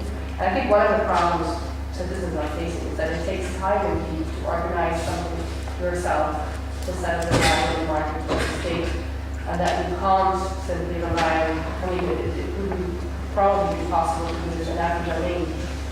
That's true. At the same time. Yes. I had just a related question. Thank you for clarifying this lecture. My research focuses on public organizations. And I was just wondering, am I taking it really too far? I would be talking about the concept of commons. Am I taking it really too far? If I would want to try to learn lessons from the research, what is history done when it comes to the semi-public sector? We see many things go wrong nowadays, at least in terms of me. And I suppose this goes beyond our national borders. You mean the private parties? The PPP, right? Yeah. Okay. Exactly. Private. No. has organizations that are private in nature that take on public interests. We've seen many examples of those. Huge privatization, but not only to that, taking care of healthcare, housing, energy, and so on, etc. Are there lessons to be learned from the success that I thought that you were telling us that the Commons brings for that semi-public sector? The lessons to be learned? Well, it's a completely different thing, I think, to start with. But I'm very interested in the public-private partnerships because I think they're sort of half privatization, which basically probably leads to full privatization in the end, and in many cases we see it simply doesn't work. And also success, there are probably a lot of people who want to claim that these are successful, but what is successful? And when they make profit, yeah, it's very successful then for the company that can keep the profit, but the government does invest in it. I'm not sure if we can actually learn lessons from what we know about commons, except maybe that one of the things I'm trying to push is a new term, not PPPs, but PCPs, public collective partnership. What you see in many cases happening today, I know a lot of examples from local countries, is that citizens are trying to organize something locally, but they don't get support from the government. Whereas the government does believe that via the market, via PPPs or civil complete liberalization, it will work. Because, the idea is that if you liberalize it, there will be more offer and lower price. That's the default functioning in the market, which is not always the truth. So I think the lesson to be learned there is that that maybe the government should look at the other available partners as well, and not focus only on possibilities. And that's what I said about institutional diversity. There's more between public and private than we think. And it might sound naive to some extent to believe in that, but there's really many successful examples as well. Also, not just in citizens doing things together in a non-profitable way, but for example, also at cooperatives. Cooperatives are also a form of institutional collective action, and there are many successful examples of that. And one of the concepts behind cooperatives, or the ideas, principles behind the cooperatives, is that they invest their part of their profits in the community, and that they have a maximum level of profit they can make. So there again, there are limits, and it's a different concept than simple privatization. Okay, if I could just add one word on this, there is an example of so private-public partnership has been criticized for basically privatizing the gains and socializing the losses, and that tends to be the way it functions. There has been an example now of public commons partnership as a result of an occupation of a large space in Naples. This is very recent. You cannot. No. It's in Naples. It's a big space called Asilo Filangieri, who was object of an occupation by artists, and then they made a deal with the local government, and now they set up an agreement that is exactly called the Public Commons Partnership for running it by recognizing the occupation and the benefits of that kind of use. And so there are examples, but it's really difficult to keep track of all kind of the variations that you can find around the because now when you limit commons to its original probably meaning having to do with national resources, etc., that of course is clear. But if you look at the idea behind the commons, that was more also, I thought in your lecture, as I understood it, the idea behind it, why it is so successful, because those who run it, so to speak, use it. That's to some points, I understand the success of it all. Then that idea could be taken to those public-private organization dilemmas that we're struggling with also. But I'm not sure. I mean, that would require probably a lot more research. Thank you. Can we take Fran's question? I just wanted to come back to Ugo's presentation, and what I feel listening to this conversation or to this debate is that a failure of politics, because, as you pointed out, we're in an era of neoliberalism, and we can no longer allow governments to exert their power in the public interest. And if that's the case, that we're stuck with bad politics and a horrible time, essentially. I want to go back to you, Ugo, where you said, well, essentially we should find ways of, constraining. When we take away private property, we have to pay compensation. If we take away public goods, then maybe we should think about ways of, compensating the future deprived users of that public good.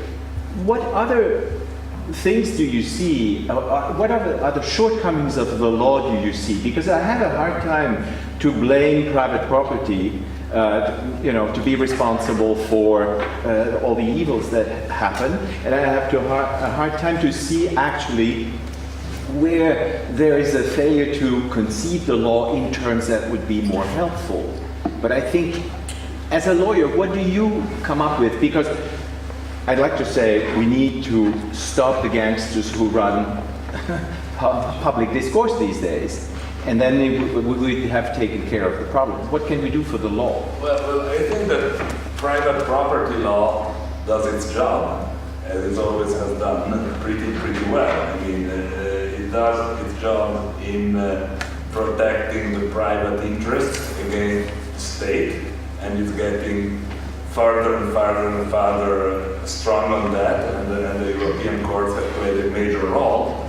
But also it can play its role by introducing some of the values that Gilda was talking about, because we had a pretty long history of social function of property law in European constitutional property, not only from France to the V and all the social ideas, trying to introduce limits to property law that take care of other interests that are the non-proprietary ones, and to factor them in, and to understand the owner pretty much as a functionary, so that has property provided that it takes care of or considers also other interests. So I'm not blaming this on the structure of property law. Actually, I think that property law has been serving nicely as a servant of neoliberalism, was a good infrastructure to allow for private courts to adjudicate certain kind of issues that were not to be adjudicated by private law courts before. So I don't think there is a problem with private property. The private property law is healthy and fine, and provides a lot of ideas and a lot of possibilities. Seems to me that the problem here is on the relationship between. It's a matter of relationship of power, and it's a matter of the fact that with the change in the ratio of power between the private and the public actors are most of the time captured, corrupted, what do you call that? Anyway, taking care, bringing along interests that are far away from the public interest for a very simple reason. It's very expensive to run in politics. Today, to become a senator in the United States, in California, you need about $40 million just to run with some hope. And clearly, those $40 million are there. You have them as a family person, so it's a class distinction, or you're going to borrow them from Hollywood or from Texaco or whatever, and therefore, then you're going to return in some way or another. And this is a big problem of representative democracy throughout the West. So if this is the scenario, we can simply not assume anymore what we could assume maybe just 30 years ago, that privatization would happen, in the collective interest if there were certain particular reasons that the government is in its own political sovereignty would interpret as a trustee of the public. So we need some sort of check, it seems to me, on the full authority of governments to belong as property owners of whatever is the common pool resources of the state. That is to say, activities, resources, utilities, estates, beaches or whatever that have been accumulated that are part of the estate of the country, cannot be sold by the government in office for a very simple reason, that the government in office stays in office for a little while. I mean, while he's in office, they are in office in 6 months, they sell everything, then there is nothing else for the next government to sell, to begin with. And it might well be the case that the people would not sell all of that, and if the government is particularly corrupted, then you're stuck. They run away. It's like they run away with the thing, and you cannot come back because of constitutional law. Because property law works very well. You see, property law works very well, and therefore you cannot come back.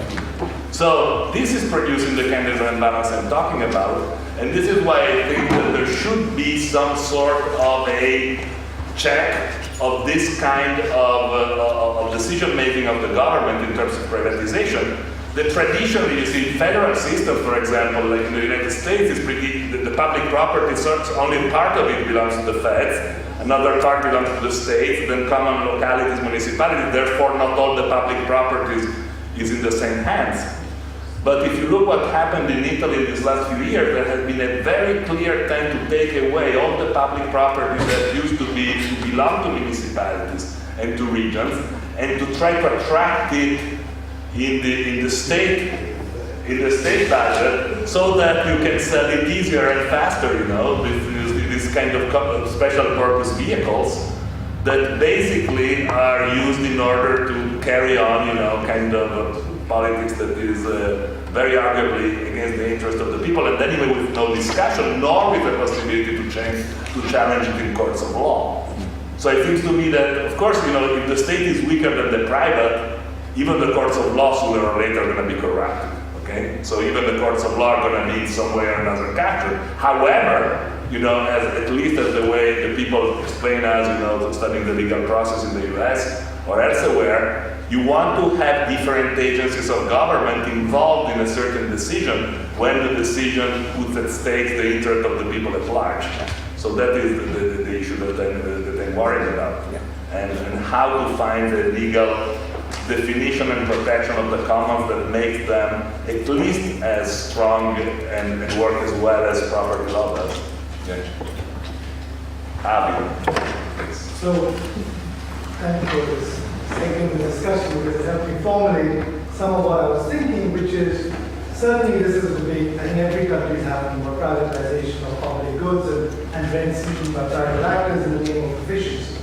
And there's discussion of judicial responsibility of the government and how they can govern those natural resources, whether it's mining or land or whatever it is. But is the law enough? Right? And in the end, it's the commons, the mechanisms to organize citizens, to interact with politics, because of course the traditional form of organizing citizens, unions and political parties, are both failing for different reasons currently. To interact with the Republican state, because in the end the state has to, you cannot only govern it with law. I mean, as lawyers I like to believe it, you can't only do it with law. Because the court, as you say, will eventually be corrupted. There may be 4 or 10 or 100 judges who may stand up due to certain reasons, but in the end, the idea will move too far. So in the end, if you're talking about commons, right, and you're organizing commons, then are you really talking about messing things up, messing the democratic engagement up? So there's multiple interests, states in one body, which are interacting with the state, but also organizing citizens, because obviously, in Europe, or even in any sort of liberal democracy, and I use that in quotations, there is this problem of you vote and then we forget about it. So at some level, if you're an organization of milk producers, then that happens to some extent already. If you're a commons of certain organizing of economics together, are you also a political unit to represent certain interests vis-a-vis the state? If that is sufficiently democratic internally, is that a valid way to go towards in terms of empowering citizens much more than they are as individuals, because our traditional forms are not working anymore? Well, I mean, the common theory is to tell you that the reason why they don't work is that a highly hierarchical top-down structure of power, both in the private corporate sector and in the state sector, and therefore there is, so to say, a intrinsic lack of democracy in the very structure of the institutions that are deciding.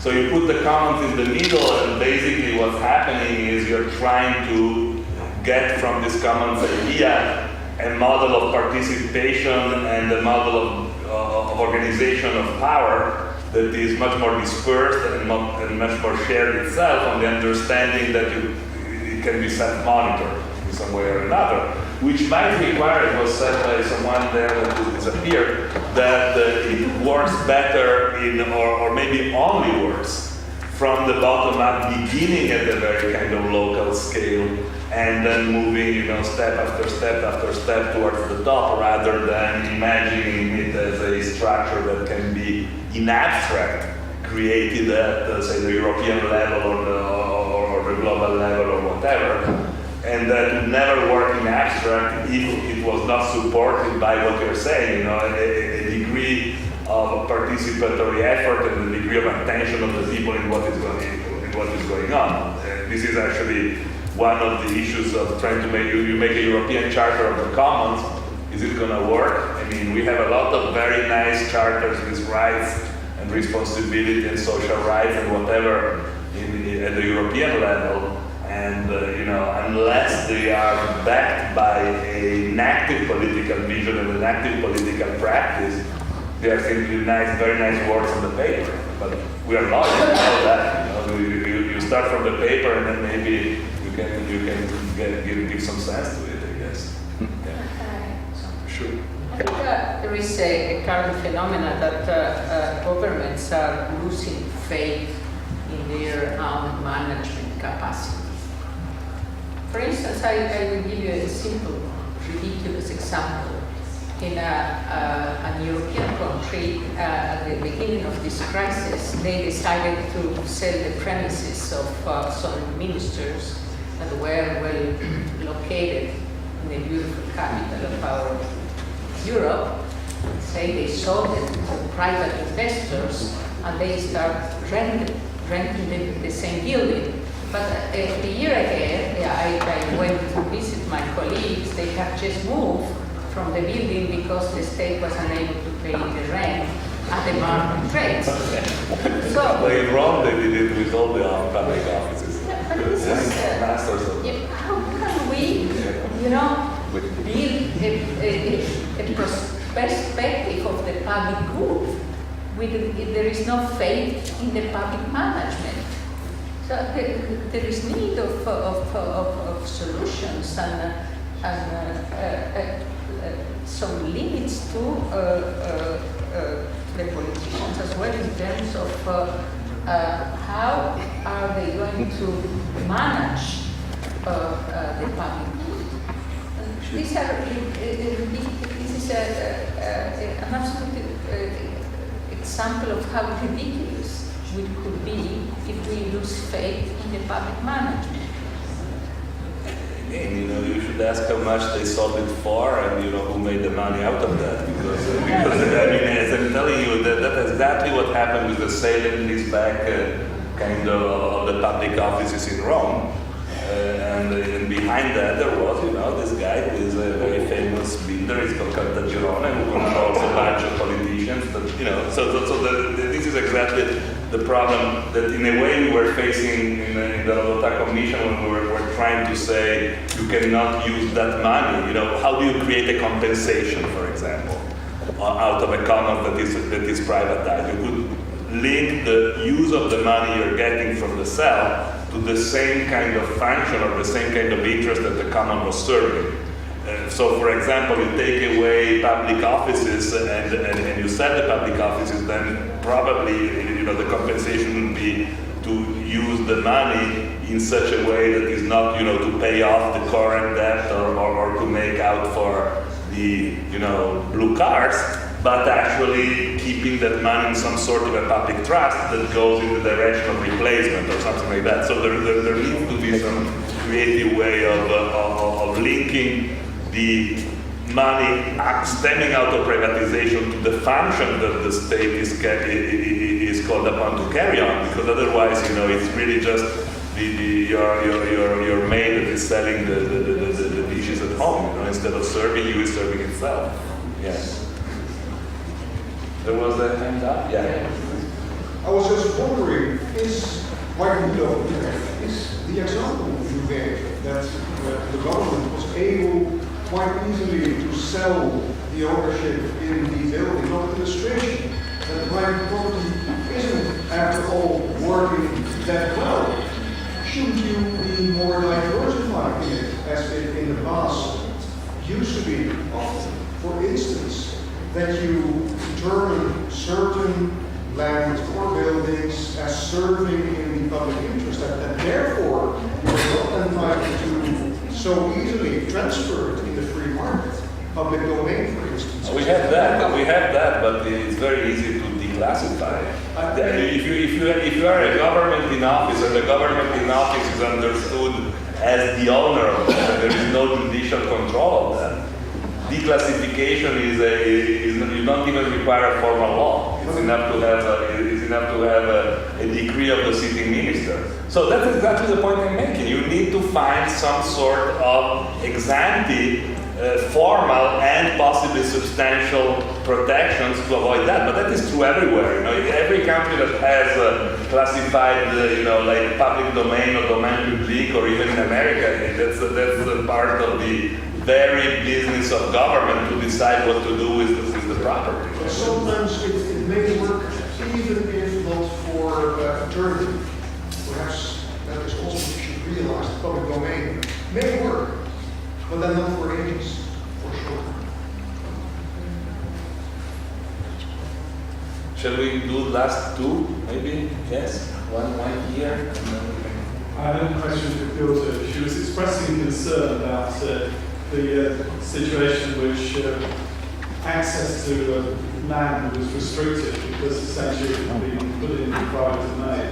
I think the leading example of that in the European Court of Human Rights from the United Kingdom is the case of Archivio, where they essentially knocked down the centre of a lovely village and built a shopping centre, and the private developer was then essentially excluding the oppos from the shopping centre with the consent and the wish and the will of the local authority, absolutely. But the effect of it, because so much of the village was being knocked down, it was essentially excluding people from the village that they lived in almost completely. But the question was, isn't that actually a consequence of the European Convention on Human Rights that the Council of Europe is responsible for? Because if you didn't have a public-private divide, you wouldn't have had that problem. Basically, the shopping centre was moved from public domain into the private domain precisely to stop it being within the European Convention on Human Rights. Did you understand the question? It's more an observation than a question, she says. That happens all the time anyway. When you privatize entire sectors, at least in this country, you do it to get away from the jurisdiction of the court of the accounting courts. It's one of the consequences of moving away from the public and creating some sort of vaguely private structure for running public assets, is that you get, at least in part, not completely, but in part of the radar screen of the public accounting authority. So, the law adapts to that. Are there more questions? One, two. Well, Maarten Roos from the University of Ghent. It's maybe not really a question, but rather a remark. First of all, I'd like to thank the panel for putting the comments on the table because it's an extremely interesting topic. And I also thank some people from the audience who brought up interesting questions, like one of boundaries and the necessity of exclusion, the question of the possibility of learning from the commons for seeing public institutions, and then the question, is there really something wrong with private property? Now, I think private property, I would say, is never a problem. It's the context in which it is used that might cause a problem. So, if you look at it from a very practical stance, Let's consider fields of agricultural land of 2 hectares in a small village. And let's consider 2 scenarios of what would happen with it. It's somewhere in Europe. One possibility is that under private law, it is being bought by a farmer who decides independently that he will use it to grow corn. And he will export it to another country where it will be used to feed animals. Now, the local community of this village has nothing whatever to say about what is going to happen to this agricultural land. Why? Because of the status of private law. But not only because of that. I mean, it could be that it's a person who says, well, actually, I want to connect with the local needs of this community, of this municipality. And that would be very intelligent because his income would be much higher. But you're also dealing with a cultural and an educational context within which this private law is being used.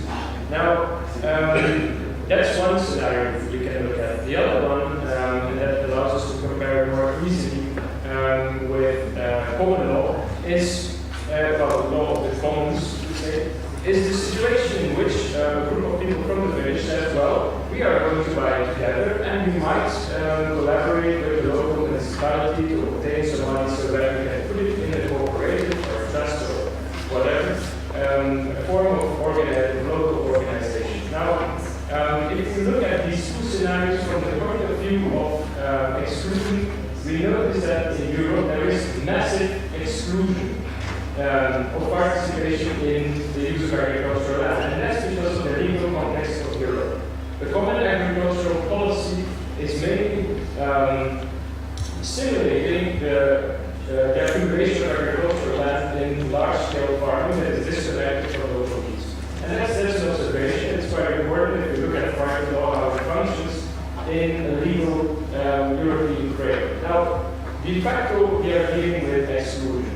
Farmers who want to start local small-scale farms that are described in agricultural principles simply cannot do that. They are de facto excluded, not by law, but by the fact that they are dealing with or within a legal European framework.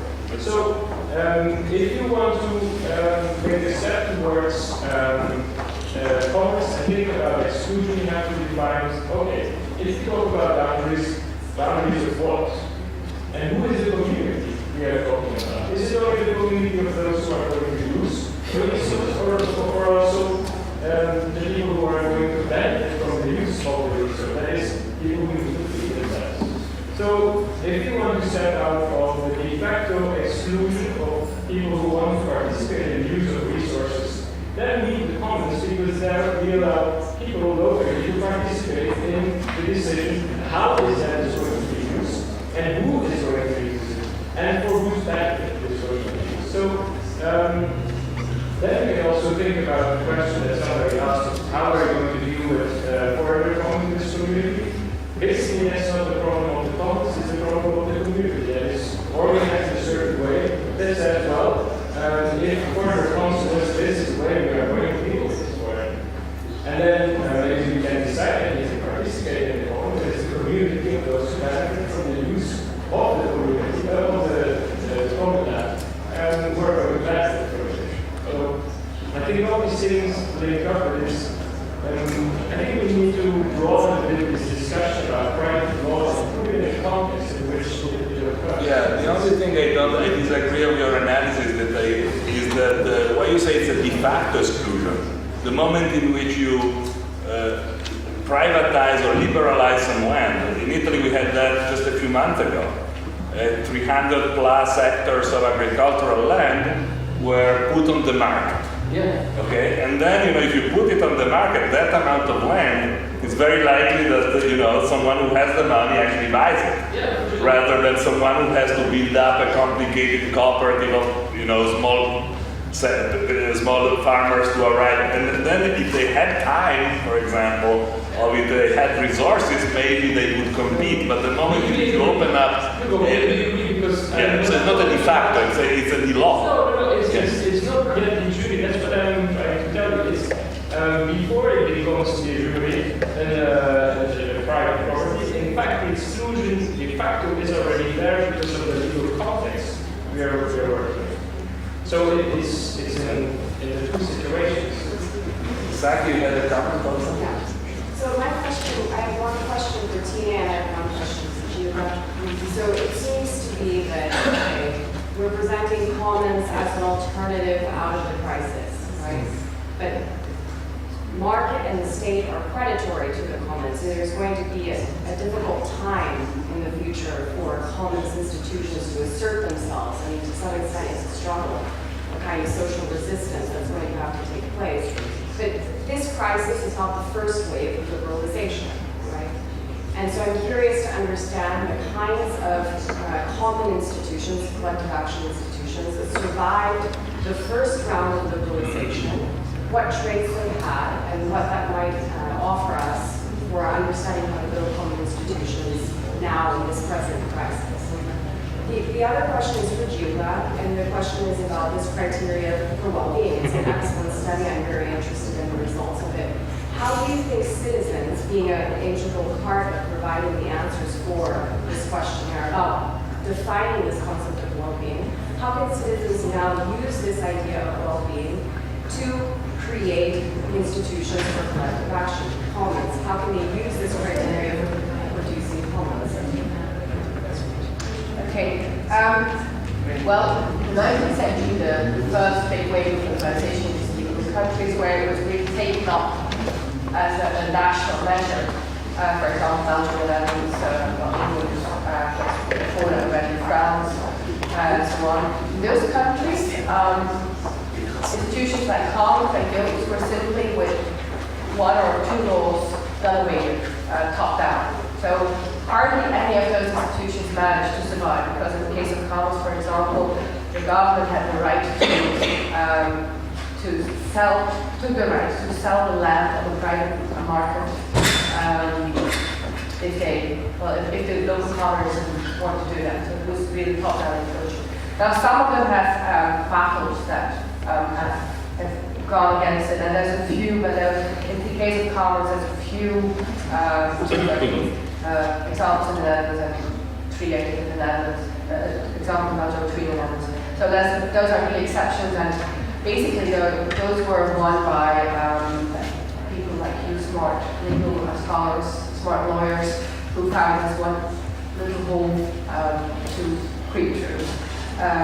But I think what did happen, and that's maybe an interesting way to approach it, what we did see, for example, when the guilds were involved, which are also a form of institutional action, is that they were sort of reinvented in other forms of institutions. To give you one form, the guilds were, for example, providing social security, they gave money to guild managers if they felt ill, they provided the services for the funeral and so on. One of the things you see in the Netherlands, for example, is that when the guilds were abolished, there were associations. Right after that, associations emerged that provided insurance for funerals. And these developed into cooperatives. And one of the biggest cooperatives in terms of funeral insurance today in the Netherlands is still a cooperative that actually came from the guild system way back. But the guild was local, was developed into a national cooperative that goes in the whole country. On the global market, since the need is very large.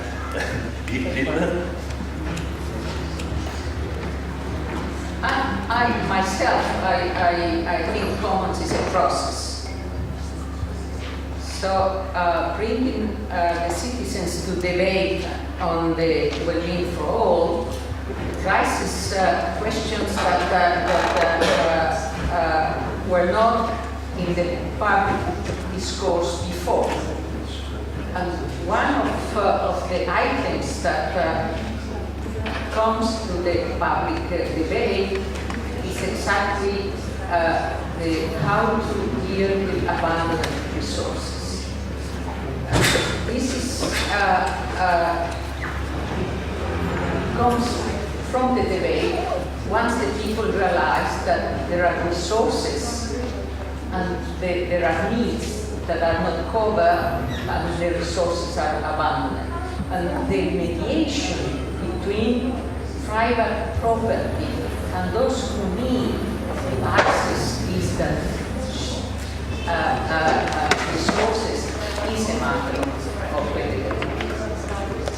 And in Portugal, I had a quite interesting discussion in the north of Portugal on abandoned land and young people having no jobs. So what they claim sometimes is the fact that should be limits to abandoned resources. And there is an example in England where the savings that were not claimed in the banks, it was a debate during the Blair's government, should be used to finance the social economy. In England, the local authorities have powers to take over unoccupied houses. Yeah.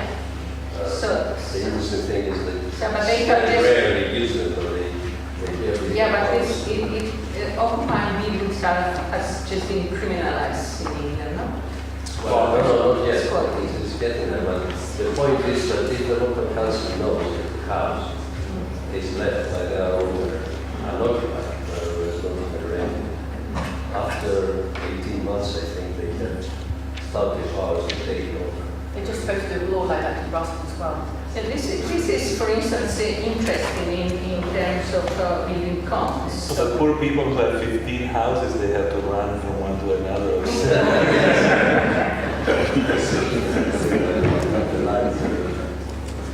And other ways of making clear that we have common resources is, for instance, remembering specific types of competences that should be available for everybody. I will give you an example. For instance, in France, while there is universal protection in terms of health, those who have not complementary insurance, they have only what the French call the CMU, so universal access, but rights in terms of access. There are no coverage for certain things. So the doctors refused to take care of these people having access only to the CMU, to the universal right. And there are movements of people visiting the doctors and remembering them that there is health is a common good. So there is no making sure that there is no discrimination because of the entitlements, the legal entitlements on insurance you have. I think what provokes this idea of the well-being for all is the consciousness that resources are available in the society, so it could be scarcity could be false because of concentration, discrimination, etc. And there is need of new forms of mediation between the access and the resources. Very well. So if there are no further questions, I would close this very interesting and productive session. Thank you very much.